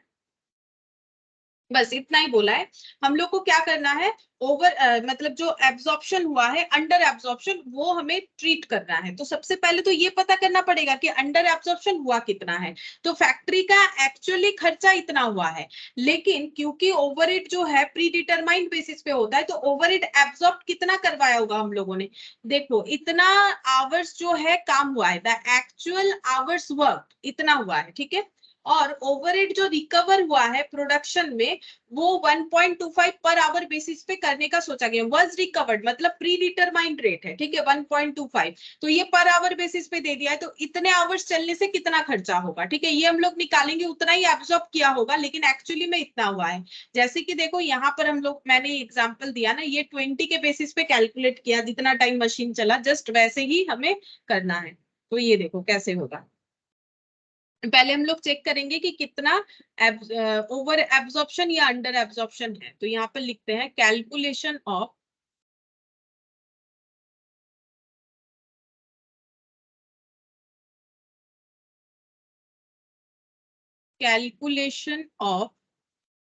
अंडर और ओवर एब्जॉर्प्शन ऑफ ओवरहेड, ठीक है। तो एक्चुअली कितना हुआ है वो हमें पता है, पहले हम लोग वो लिख देंगे ऐसे करके, एक्चुअल फैक्ट्री ओवरहेड, ये मैंने फैक्ट्री ओवरहेड लिखा है शॉर्टकट में, एक्सपेंसेस इनकर्ड। ये क्वेश्चन में गिवन है 4,46,380।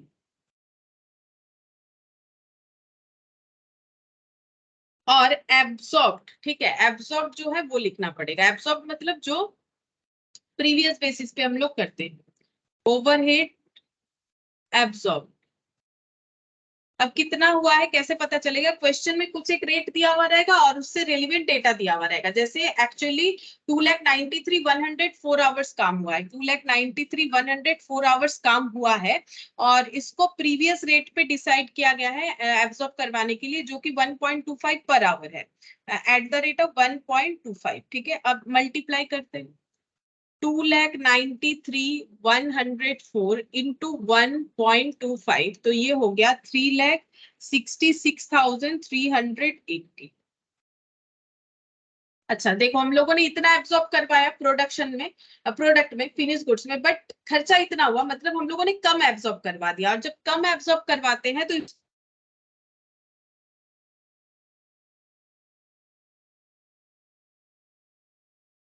Under absorption. अब कितना हुआ है माइनस करने से पता चलेगा, 80,000। अंडर एब्सॉर्प्शन कितना हुआ है? 80,000 हुआ है, ठीक है।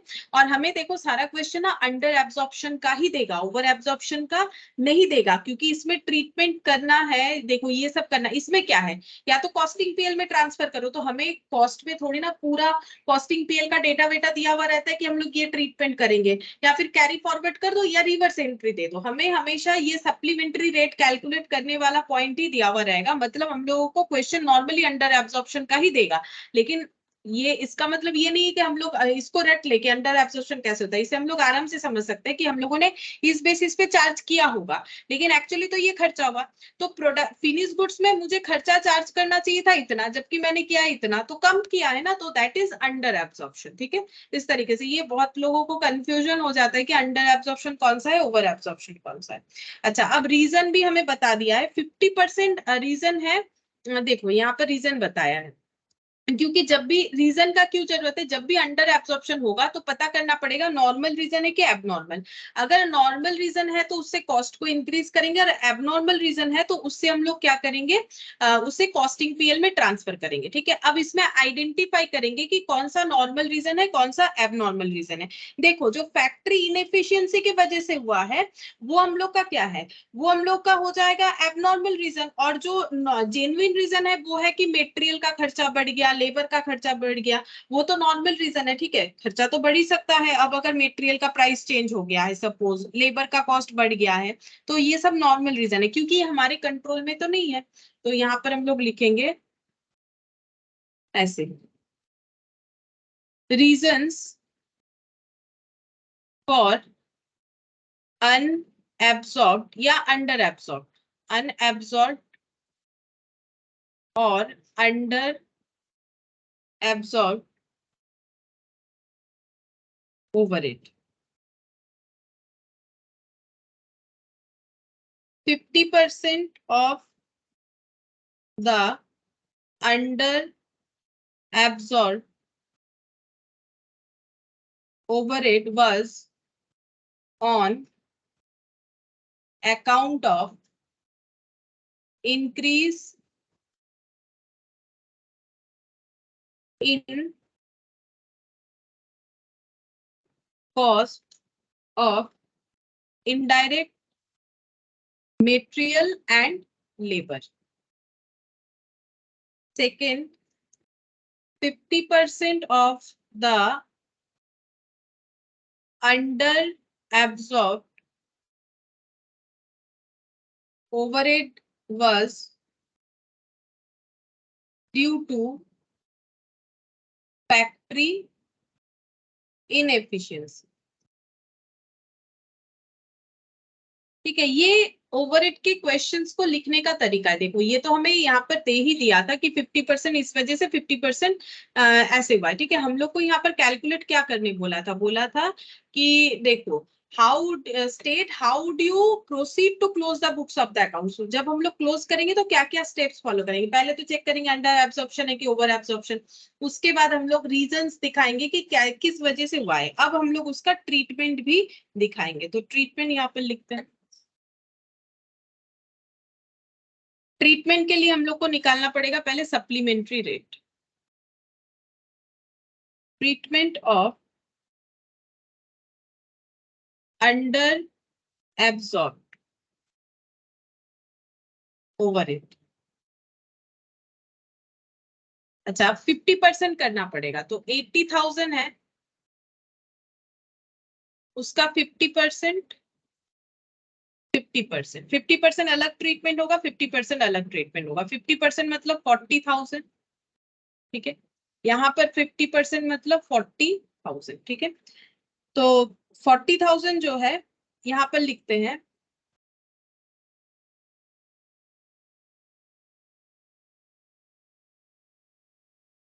which due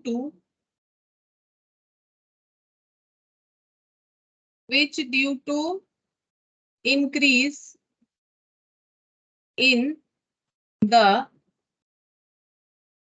cost of material and labor should be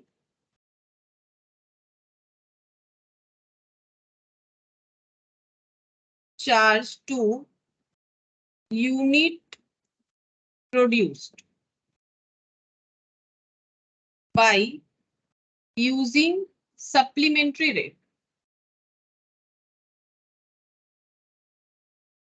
अच्छा, मेरा लिखना ना ऐसा इधर चला गया है, तुम लोग इसको सही से लिखना, ठीक है। अच्छा, अब सप्लीमेंट्री रेट निकालेंगे और जो ये बाकी 40,000 है इसका क्या ट्रीटमेंट करना चाहिए, और ये लिखेंगे which due to factory inefficiency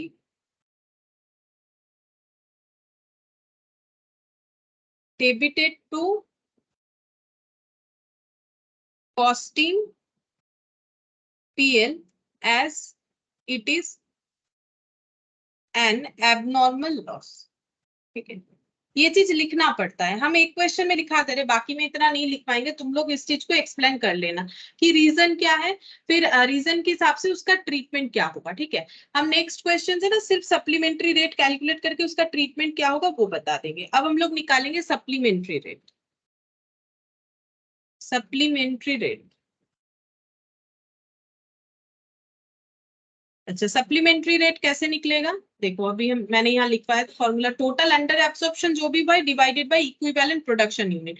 under absorption total लेना है हम लोग को, ठीक है। क्या 80,000 लेंगे, नहीं, under absorption due to normal reason लेना पड़ेगा, यानी 40,000 लेना पड़ेगा, ठीक है। 40,000, ऐसा नहीं कि हम लोग 80,000 ले लेंगे। डिवाइडेड बाय क्या करना पड़ेगा, इक्विवेलेंट प्रोड्यूस्ड यूनिट। तो कितना यूनिट प्रोड्यूस्ड हुआ है, बोल रहा है कि 7,800 यूनिट प्रोड्यूस्ड हुआ है, जिसमें से 7,000 सेल हो गया, तो 800 क्लोजिंग स्टॉक में है और 200 इक्विवेलेंट यूनिट्स इन WIP भी है, ठीक है। मतलब 200 जो है ऐसा यूनिट है जो अभी तक इनकम्प्लीट है। तो टोटल प्रोडक्शन कितना हो रहा है, 7,800 प्लस 200 यूनिट्स, ठीक है। अब तुम लोग सोच रहे हो ये तो WIP है तो ये हम लोग क्यों लेंगे, देखो यहाँ पर क्या बोला है, 7,800 यूनिट्स प्रोड्यूस्ड, ये एक्चुअली जो है फिनिश गुड्स बन चुका है, ठीक है। और इसमें से 7000 हो चुका है यूनिट सोल्ड, तो 200 जो है 800 जो है ये मेरा हो जाएगा क्लोजिंग स्टॉक, और ये 7000 क्या करना है, 7000 हो गया मेरा सोल्ड, यूनिट सोल्ड, ठीक है। और इसका मतलब फिनिश गुड्स कितना बना है 7800, और इसके साथ बोल रहा है कॉमा देके देयर वेयर, उसमें देयर वेयर मतलब इसके अलावा भी 200 इक्विवेलेंट यूनिट है इन डब्ल्यूआईपी। इक्विवेलेंट यूनिट का मतलब है कि वर्क इन प्रोग्रेस में जितने सारे यूनिट हैं वो अगर कंप्लीट हो जाते तो वो 200 यूनिट होते, ठीक है, वो 200 यूनिट होते, इसीलिए बोला जा रहा है इक्विवेलेंट, ठीक है। इक्विवेलेंट यूनिट का मतलब होता है कि वर्क इन प्रोग्रेस में तो है, लेकिन अगर इसको अगर हम लोग कंप्लीशन में देखें तो वो 200 फिनिश गुड्स के बराबर है, तो इसीलिए ये वाला यहाँ पर हम लोगों का ऐड हो जाएगा। तो टोटल जो ये यहाँ पर देखो मैंने टोटल में क्या लिखवाया था, यहाँ पर लिखा था मैंने सप्लीमेंट्री रेट में इक्विवेलेंट प्रोडक्शन यूनिट लेना है, ठीक है। तो क्योंकि वो इक्विवेलेंट है तो वो भी हम लोग ले सकते हैं।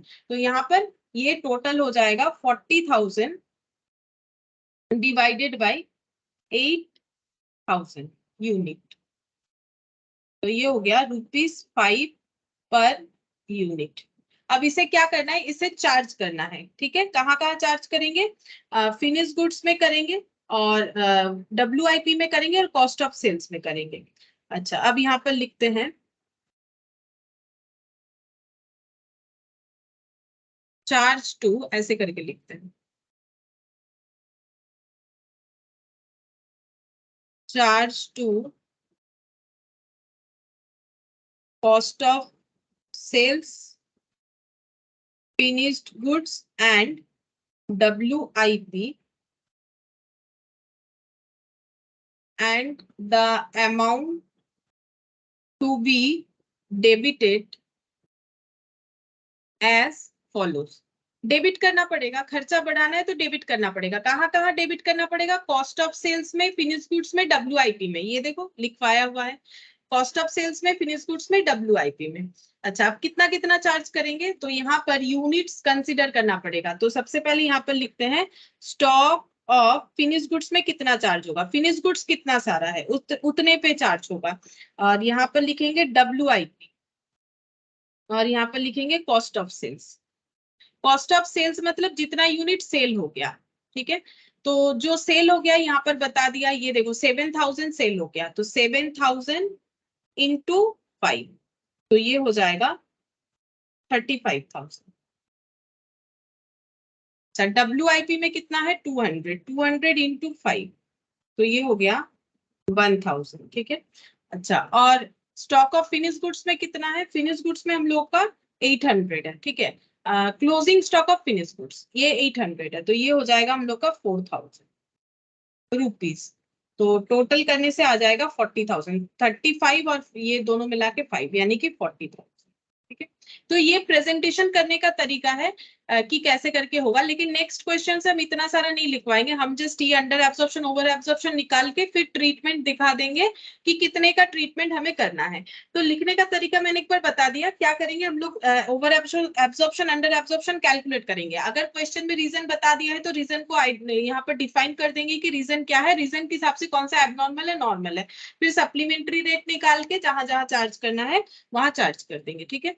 तो ये हम लोग का देखो यहाँ पर इलस्ट्रेशन 8 कंप्लीट हो गया, इसके बाद का सारा कंप्लीटेड है। अभी हम लोग प्रैक्टिकल क्वेश्चन में चलते हैं, जहां पर क्वेश्चन नंबर 7 से हम लोग का बाकी है, और 7 से आज हम लोगों ने जो सीखा उसी बेसिस पे ही क्वेश्चंस बने हुए हैं। तो देखो क्या बोला है, in a factory overhead of a particular department are recovered on the basis of 5 per man our, ठीक है। एक फैक्ट्री में नॉर्मली ओवरहेड को कैसे रिकवर किया जाता है, कौन से रेट बेसिस पे, 5 पर सॉरी मशीन आवर बेसिस पे जो है ओवरहेड को रिकवर किया जाता है, और कितना है rate, 5 rupees per machine hour. The total expenses incurred and the actual machine hours for the department for the month of August were 80,000 and 10,000 hours respectively। बोल रहा है कि अगस्त के मंथ में क्या हुआ है, टोटल एक्सपेंसेस इतना इनकट हुआ है, मतलब एक्चुअली इतना खर्चा हुआ है, और एक्चुअली मशीन इतना टाइम चला है। अगस्त का ये एक्चुअल डेटा दिया है, ठीक है।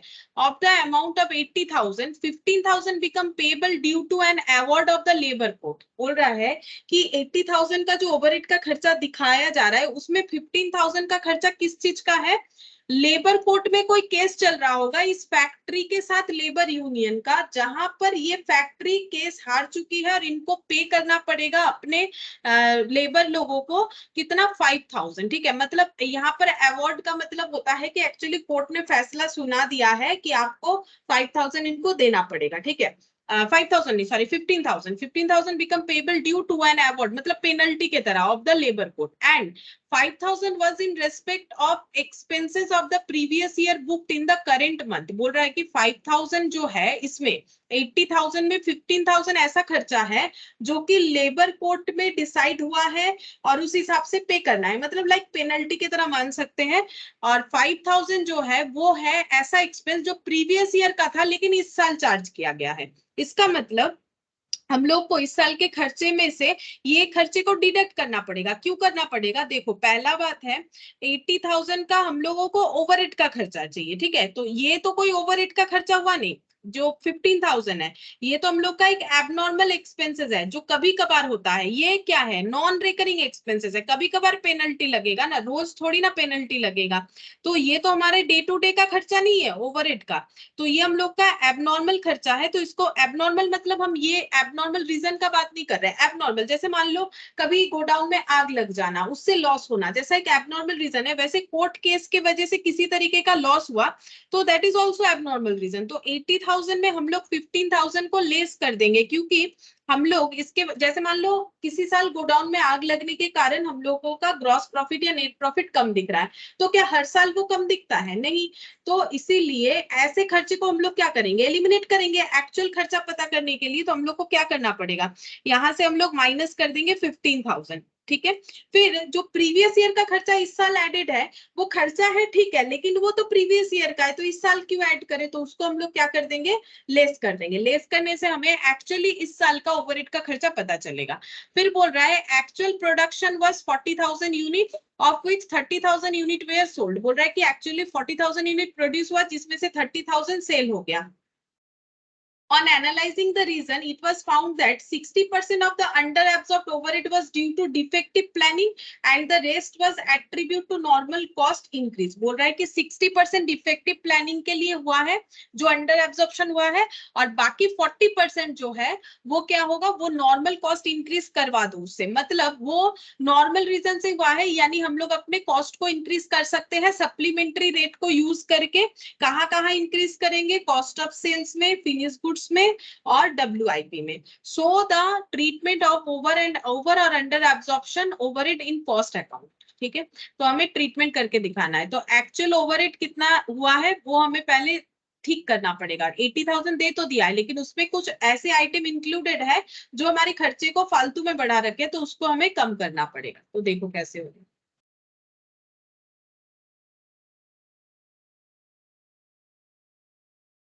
सेवेंथ नंबर, ठीक है। तो यहाँ पर हम लिखते हैं कंप्यूटेशन ऑफ ओवर और अंडर एब्सॉर्ब ओवरहेड। यहाँ पर लिखते हैं टोटल एक्सपेंस इनकर्ड, मतलब एक्चुअल खर्चा। एक्चुअली खर्चा हमें गिवन है कितना? 80,000। अच्छा, उसमें से लेस करना पड़ेगा amount paid to labour court award 15,000। फिर लेस करेंगे एक्सपेंसेस ऑफ प्रीवियस ईयर तो 5,000। तो एक्चुअली खर्चा हमें पता चल जाएगा ये लेस करने से। एक्चुअली खर्चा जो है इस साल का हम लोगों का है 60,000, ठीक है। 60,000 तो ये लिखेंगे एक्सपेंसेस ऑफ करेंट ईयर।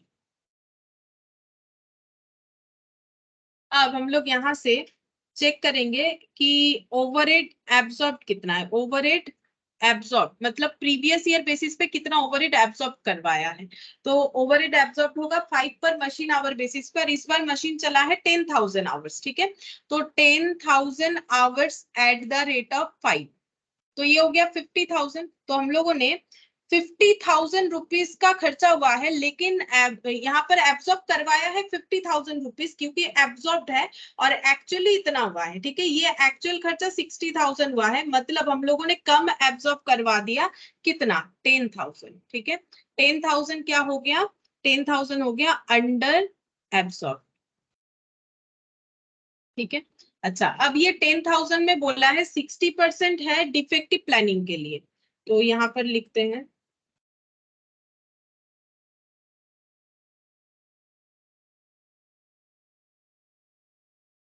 ये है डिफेक्टिव प्लानिंग।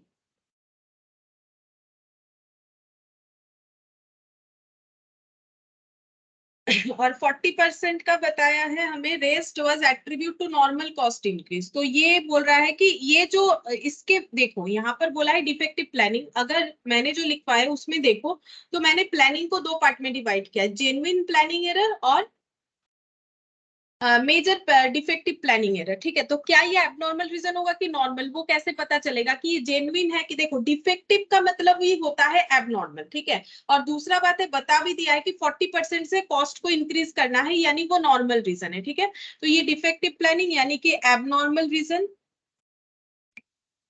इसे क्या करना है? Charge to costing period.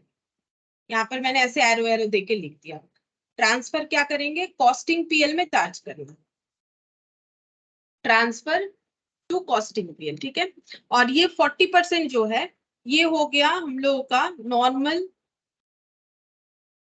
Reason.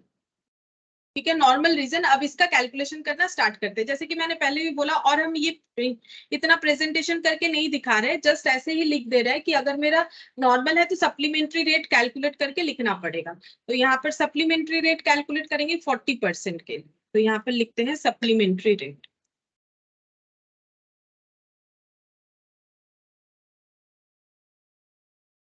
तो कितना हो जाएगा? 10,000 का 40% यानी 4,000।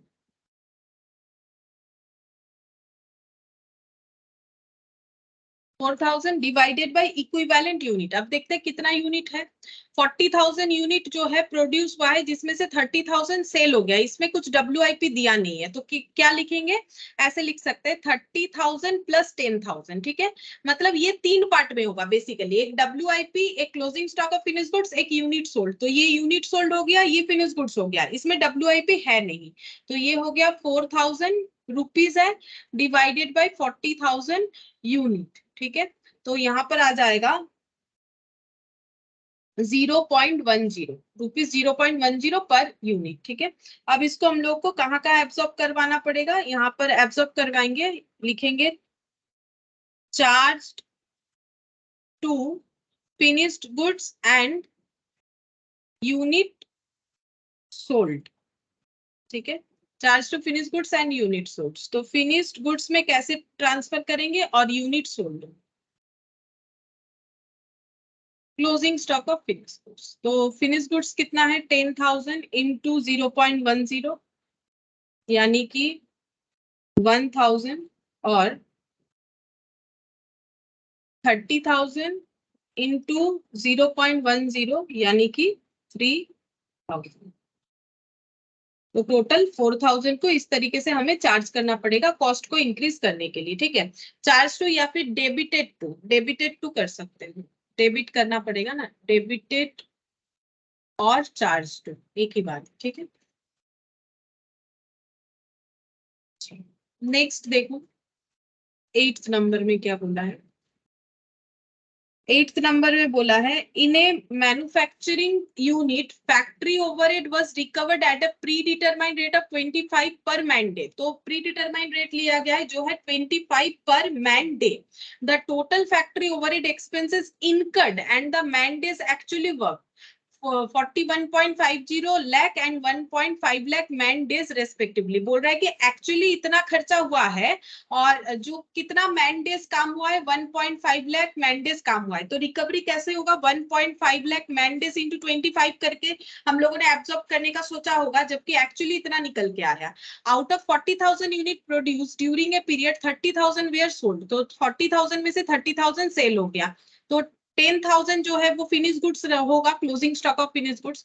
On analysing the reason, it was found that 60% of the unabsorbed overhead were due to defective planning and the rest attributable to increasing the overhead cost. Same type of दिया है. Explain how do you unabsorbed overhead are be treated in cost account. कैसे हम लोग इसका treatment करेंगे? Same तरीके से ही होगा.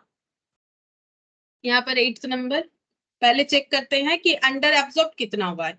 तो यहाँ पर लिखते हैं ओवरहेड एक्चुअली इनकर्ड. कितना एक्चुअली इनकर्ड हुआ है? तो ओवरहेड एक्चुअली इनकर्ड हुआ है 41.50 लाख, 41,50,000. ठीक है. और ओवरहेड एब्जॉर्ब तो कोई बेसिस पे करवाया जाता है. कौन सा बेसिस है? 25 पर मैन डे. और कितने मैन डेज काम हुए? 1.5 लाख, मतलब 1,50,000 मैन डेज काम हुआ है. तो 1.5 25 इंटू 15, तो देखते हैं कितना आता है. 375 और 4 टाइम्स 0. ठीक है. तो डिफरेंस देखते हैं. 41,50,000 का एक्चुअली खर्चा हुआ है, जबकि हम लोगों ने प्री डिटरमाइंड बेसिस पे एब्सॉर्ब करवा दिया है यहाँ पर इतना. तो जो डिफरेंस आया वो 4 लाख निकल के आया. 4 लाख ये एब्सॉर्ब नहीं करवाया, तो इसे हम लोग बोलेंगे अनएब्सॉर्ब या फिर अंडर एब्सॉर्ब. एक ही बात, अनएब्सॉर्ब या फिर अंडर एब्सॉर्ब. इतना कम एब्सॉर्ब करवाया. अब इसमें रीजन ढूंढना पड़ेगा. ठीक है, रीजन हमें बता दिया है, हम लोग उस हिसाब से कर लेंगे. इसमें बोल दिया है कि 60% जो है डिफेक्टिव प्लानिंग और बाकी जो है ओवरहेड कॉस्ट को इंक्रीज करना है. तो 60% यहाँ पर ही लिख देते. 60% एबनॉर्मल रीजन है और इसका मतलब 40% नॉर्मल. थोड़ा शॉर्टकट ले रहे हैं. ठीक है, तुम लोग बाद में लिख लो, एक ही चीज को बार बार कितना लिख पाए. एबनॉर्मल रीजन और नॉर्मल रीजन. ठीक है, तुम लोग को एग्जाम में अगर आएगा, एक ही क्वेश्चन आएगा, तो उसका अच्छे से प्रेजेंटेशन करना है, जिसके लिए मैंने ये वाला लिखवा दिया है. ठीक है, ये प्रेजेंटेशन हमें चाहिए होता है. बाकी सारे क्वेश्चन में एप्लीकेबल कर सकते हो. तो एबनॉर्मल और नॉर्मल रीजन. अब नॉर्मल रीजन के लिए क्या कैलकुलेट करेंगे? Supplementary rate. ठीक है. और एबनॉर्मल रीजन से जो हुआ है इसको क्या करेंगे? Transfer to costing P. इसमें लिख देते हैं, ये हो जाएगा ट्रांसफर टू कॉस्टिंग पीएन. ठीक है. और नॉर्मल रीजन का क्या होगा? Increase in cost.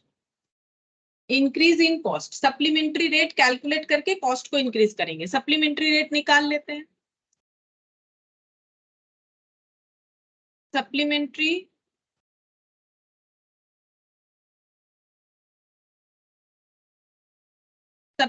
Overhead rate equal to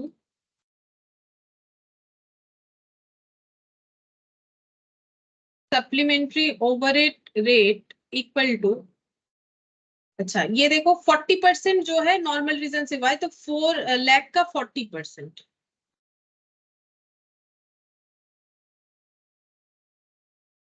मतलब 1,60,000 डिवाइडेड बाई, हम लोग को करना है 3 तरह का यूनिट, जिसमें यहाँ पर हम लोग के पास WIP है नहीं. 40,000 और 30,000 टोटल 40,000 प्रोड्यूस्ड है, 30,000 सोल्ड है. तो 30,000 सेल हुआ है और 10,000 इसका मतलब closing stock of finish goods है. तो डिवाइडेड बाई 40,000, तो ये हो जाएगा ₹4 पर यूनिट. ठीक है. अब चार्ज कहाँ कहाँ करना पड़ेगा? चार्ज और debited to unit sold and closing stock of finished goods. ठीक है. तो कितना कितना हो जाएगा? यूनिट सोल्ड में 4 इंटू 30,000 1,20,000 और closing stock of finished goods में 40,000. यानी कि टोटल 1,60,000 इस तरीके से डिस्ट्रीब्यूट करके कॉस्ट को इंक्रीज करना पड़ेगा। ठीक है, अब ये चार्ज ऐसे भी लिख सकते हो या फिर जैसे क्लोजिंग स्टॉक ऑफ ये भी लिख सकते हो। देखो जैसे इसमें नाम है ना, देखो यहाँ पर ये डेबिट करना पड़ेगा कॉस्ट ऑफ सेल्स में यूनिट सोल्ड, और इसको करना पड़ेगा फिनिश गुड्स कंट्रोल अकाउंट में। तो ऐसे भी लिख सकते हैं, इसको यूनिट सोल्ड को लिख दो cost of sales debit by इतने से। ठीक है, और ये हो जाएगा finished goods control account debit by. ऐसे करके भी लिख सकते हैं कि ये कौन से मतलब ये तो मैंने बोल दिया यूनिट सोल्ड को डेबिट करना है, लेकिन एंट्री कैसे लिखना है, कॉस्ट ऑफ सेल्स डेबिट करना है और यहाँ फिनिश गुड्स कंट्रोल को डेबिट करना है। तो ये पॉइंट भी ऐड करके हम लोग आंसर कर सकते हैं। अच्छा, ये तो हम लोगों का हो गया। अब इसमें देखो 9, ये 9 वाला क्वेश्चन काफी बड़ा है और 10th वाला भी बड़ा है। ठीक है, 9, 10 और 11,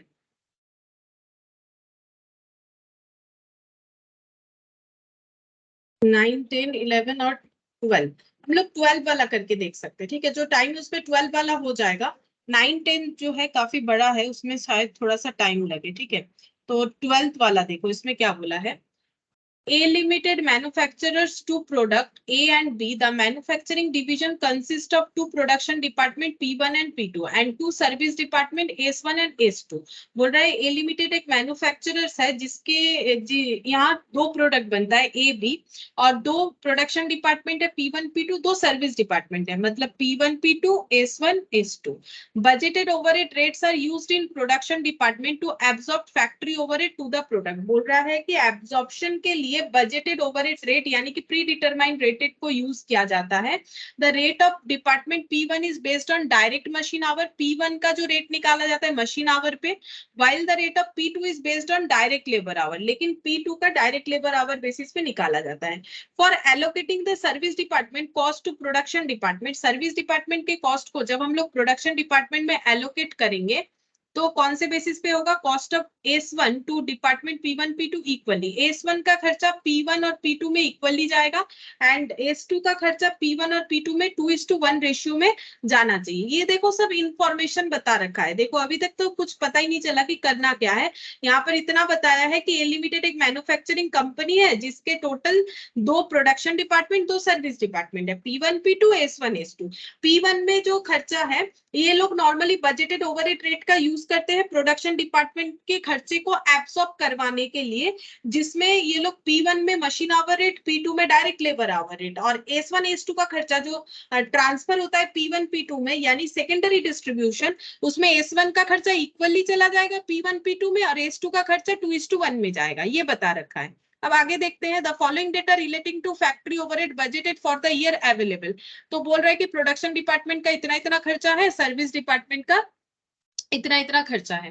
बजटेड आउटपुट इन यूनिट्स, बोल रहा है कि बजटेड आउटपुट जो है वो है कुछ इतना 50,000 और 30,000 प्रोडक्ट ए और प्रोडक्ट बी का बजटेड आउटपुट। ठीक है, एक्चुअल नहीं। Budgeted time required for production per unit, बोल रहा है कि कितना टाइम लगता है एक यूनिट बनाने में। तो बोल रहा है कि प्रोडक्ट ए जो है वो बनने में 1.5 मशीन आवर लगता है, प्रोडक्ट बी को बनने में 1 मशीन आवर लगता है, प्रोडक्ट ए को बनने में 2 direct labour hour, product B को 2.5 डायरेक्ट लेबर आवर। अलग अलग क्यों बताया, क्योंकि डिपार्टमेंट P1 जो है मशीन आवर बेसिस पे कैलकुलेटेड होता है और ये लेबर आवर बेसिस पे, जिसका इंफॉर्मेशन हमें इसके पहले पैरा में दे रखा था। ठीक है, अब नेक्स्ट देखते हैं। You are required to compute the predetermined overhead rate for both the production department. हम लोग को ओवरहेड रेट कैलकुलेट करके इनको देना है। ठीक है, तो ओवरहेड रेट कैलकुलेट करके हम लोग देखते हैं कैसे होगा। तो उसके लिए पहले हमें यहाँ देखो, हमें प्राइमरी डिस्ट्रीब्यूशन तो करके दे रखा है बट सेकेंडरी डिस्ट्रीब्यूशन नहीं करके दिया है। तो हम लोग पहले सेकेंडरी डिस्ट्रीब्यूशन करेंगे तभी जाके हमें रेट निकालने में मतलब रेट निकाल पाएंगे, अदरवाइज कैसे निकालेंगे। रेट कैसे निकाला जाता है, जब प्राइमरी सेकेंडरी डिस्ट्रीब्यूशन कंप्लीट हो जाता है टोटल ओवरहेड जो होता है उसको किसी बेसिस पे हम लोग रेट निकालते हैं, जहां पर बेसिस बता दिया है P1 का मशीन आवर, P2 का डायरेक्ट लेबर आवर। तो सबसे पहले सेकेंडरी डिस्ट्रीब्यूशन हमें करना पड़ेगा। ठीक है, तो यहां पर लिखते हैं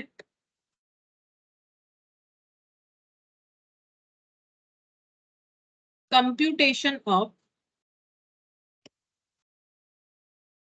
pre determined overhead rate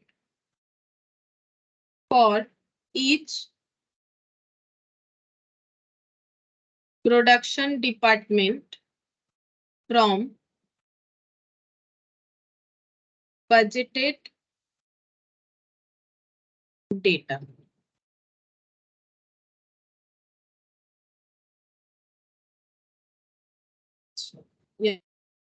यहाँ पर लिखते हैं प्रोडक्शन डिपार्टमेंट, सर्विस डिपार्टमेंट,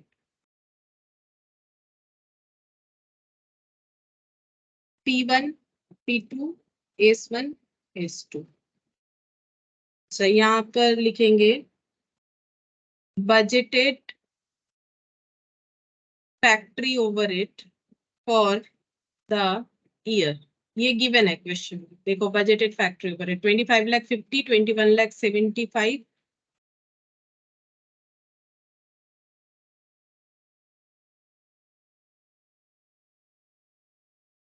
और 6 लाख 4 लाख 50।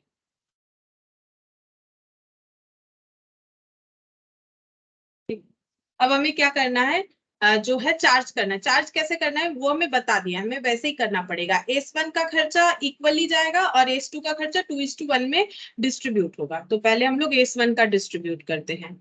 एलोकेशन ऑफ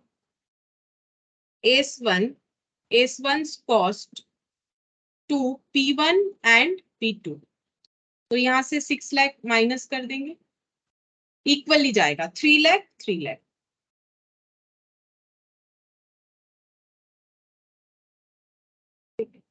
फिर नेक्स्ट करेंगे allocation of S2's cost to P1 and P2 in 2:1। और ये था 1:1, इक्वली मतलब 1:1 और ये 2:1 में जाएगा।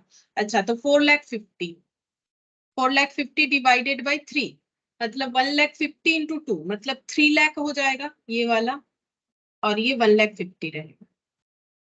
हो गया, बस ऐसे ही डिस्ट्रीब्यूट करना है तो हम लोग को टोटल पता चल जाएगा। तो ये 0 हो जाएगा, यहाँ पर 25 लाख और 6 लाख 31 लाख 50,000 और 21 लाख 3 और 1 4 लाख 5 लाख मतलब 25 lakh 75 25 lakh 80,000।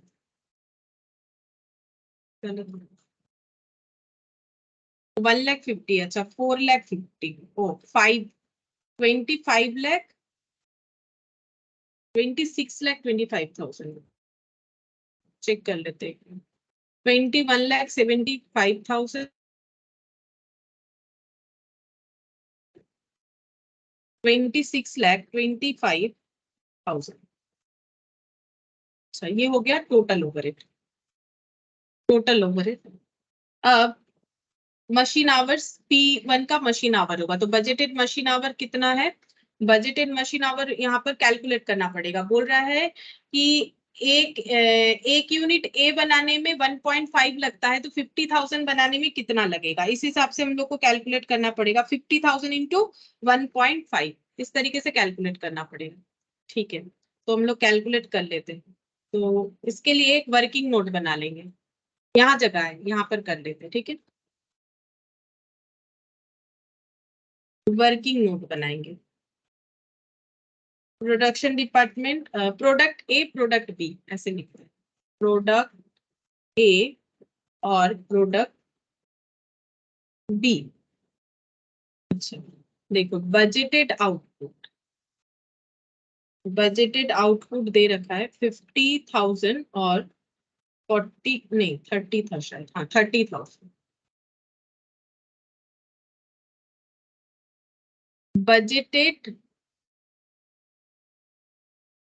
Budgeted machine our 1.5 hours लगता है 1 यूनिट बनाने में, तो 50,000 बनाने में कितना लगेगा? 50,000 इंटू 1.5 यानी कि 75,000 आवर्स। ठीक है, और यहाँ पर लिखेंगे प्रोडक्ट बी का कितना हो जाएगा 1 आवर 1 पॉइंट दिया हुआ है तो 30,000 इंटू 1 आवर, ठीक है, तो ये हो गया 30,000 आवर्स। तो टोटल निकालेंगे कि टोटल मशीन आवर कितना खर्चा होता है प्रोडक्शन डिपार्टमेंट ए में प्रोडक्ट ए और बी को बनाने में। तो ये हो गया 30,000 और 75,000 मतलब 1,05,000 आवर्स, ठीक है, 1,05,000 आवर्स का टोटल टाइम लगेगा। और यहाँ पर होगा budgeted labour our. Labour our कितना लगता है 2 डायरेक्ट लेबर आवर लगता है प्रोडक्ट ए बनाने में, एक यूनिट क्यों यहाँ लिखा हुआ है एक यूनिट इसीलिए हम बोल रहे हैं। तो ये हो गया 50,000 यूनिट बनाने में इंटू 2 करने से 1 लाख लेबर आवर लगेगा। और 30,000 यूनिट बनाने में प्रोडक्ट बी का कितना टाइम लगेगा, एक यूनिट बनाने में 2.5, तो 30,000 बनाने में 2.5 इंटू 30,000 यानी 75,000। तो ये दोनों मिलके हो गया 1,75,000। ये टोटल इतना आवर्स, ठीक है, इतना मशीन आवर्स और इतना लेबर आवर हो गया। अब हम लोगों को क्या करने के लिए बोला था, हमें कैलकुलेट करने के लिए बोला है pre determined overhead rate for the production department. तो खर्चा पता चल गया और बेसिस का डेटा भी पता चल गया 1,05,000 और 1,75,000 आवर्स। अब ये लिख के डिवाइड कर देंगे। तो यहाँ पर लिखते हैं budgeted machine our in department P1, ठीक है, 1,05,000 यहाँ नहीं लिखना है, ठीक है। तो ये हम लोग का हो गया वर्किंग नोट नंबर 1 से, ठीक है, इसमें तो मशीन आवर है ना, इसमें नहीं है। और budgeted labour our in department P2 इसमें लिखना पड़ेगा। ये आया 1,75,000, चेक करते हैं, हाँ 1,75,000 आवर्स हो गया। अब हम लोग को रेट निकालना है। तो budgeted machine and labour hour rate कैसे निकलेगा, ये खर्चा है 1,50,000 का खर्चा हो रहा है अगर 1,05,000 आवर्स मशीन चल रहा है, और 26,25,000 का खर्चा होता है अगर 1,75,000 लेबर आवर्स काम हो रहा है। तो ये डिवाइड करने से ही हमें रेट पता चल जाएगा। 26,25,000 लिखा हुआ है तो इसी को पहले कर लेते 1,75,000, तो ये हो गया ₹15 पर आवर।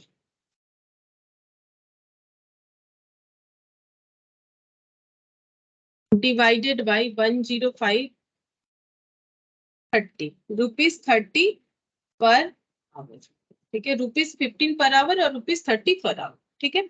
तो देखो हमें कॉस्ट में क्या होता है ना, पूरा कंसेप्ट पता होना चाहिए, कैसा क्वेश्चन पूछेगा उसका कोई गारंटी नहीं है कि ऐसा पैटर्न होता है, ठीक है, पैटर्न इसमें कुछ नहीं होता है। जैसे इसमें देखो मिक्स्ड अप करके पूछ लिया, अगर किसी को पता ही नहीं है कि सेकेंडरी डिस्ट्रीब्यूशन करेंगे उसके बाद ही हमें रेट निकालने को मिलेगा, अब ये क्वेश्चन पढ़ के तो समझ में ही नहीं आएगा करना क्या है। तो हमें बोला है कि ओवरहेड का रेट निकालने के लिए प्री डिटरमाइंड ओवरहेड रेट आज ही हम लोगों ने सीखा था। देखो कि प्री डिटरमाइंड ओवरहेड रेट कैसे निकाला जाता है। ओवरहेड रेट में ये देखो प्री डिटरमाइंड ओवरहेड रेट कैसे निकाला जाता है, बजटेड टोटल ओवरहेड। अब टोटल ओवरहेड कैसे आएगा, इसीलिए तो मैंने स्टार्टिंग में फिर से बताया था कि पहले प्रोडक्शन और सर्विस डिपार्टमेंट रहेगा, दोनों का प्राइमरी डिस्ट्रीब्यूशन होगा, फिर सेकेंडरी डिस्ट्रीब्यूशन होगा, तो टोटल ओवरहेड मिलता है। जैसे इस क्वेश्चन में सेकेंडरी डिस्ट्रीब्यूशन किया हुआ नहीं था लेकिन उससे रिलेटेड इंफॉर्मेशन दिया हुआ था कि कैसे करके करना है, तो वो चीज हमें समझना पड़ेगा कि जब तक हमारा टोटल ओवरहेड निकालने का प्रोसेस क्या है, सेकेंडरी डिस्ट्रीब्यूशन कंप्लीट होने के बाद ही टोटल ओवरहेड निकलता है। अब हमें क्या करना पड़ेगा, कॉरेस्पॉन्डिंग बेसिस लेना पड़ेगा। अब यहाँ पर बेसिस बता ही दिया है, प्रोडक्शन 1 के लिए मशीन और प्रोडक्शन 2 के लिए लेबर। अब जो बेसिस क्वेश्चन में बताएगा वो हम लोग फॉलो कर लेंगे। तो ये देखो मिक्स्ड अप है दोनों चीजों का, है ना, मतलब ये पूरे चैप्टर का हमें कंप्लीशन हो जाता है इसके साथ। और ये देखो ये पूरा समझ के पढ़ना है, कैसा क्वेश्चन देगा ये हम भी नहीं बोल सकते, इसका कोई पैटर्न ऐसा फिक्स नहीं हो सकता है। क्वेश्चन देखने में इतना बड़ा है लेकिन आसान है, ठीक है। और बचा हम लोग का 2 ही क्वेश्चन, यहाँ पर क्वेश्चन नंबर 9, 10, 11 3 क्वेश्चन बचा है, ठीक है। तो ये वाला एक मिनट, हम यहाँ थोड़ा पॉइंट आउट कर लेते हैं, बाद में मुझे याद नहीं रहता है। 9, 10 और 11 ये जो है प्रैक्टिकल क्वेश्चन का, ये हम लोग का बाकी है, ठीक है।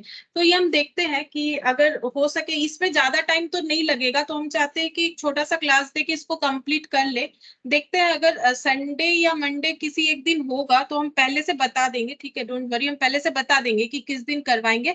तो ज्यादा टाइम नहीं लगेगा, हार्डली 1-1.5 घंटा लगेगा शायद। तो ये हम लोग कंप्लीट कर लेंगे ताकि नेक्स्ट क्लास से हम लोग फ्रेश कोई चैप्टर स्टार्ट कर सकें। ठीक है, फिर आज इतना ही करते हैं।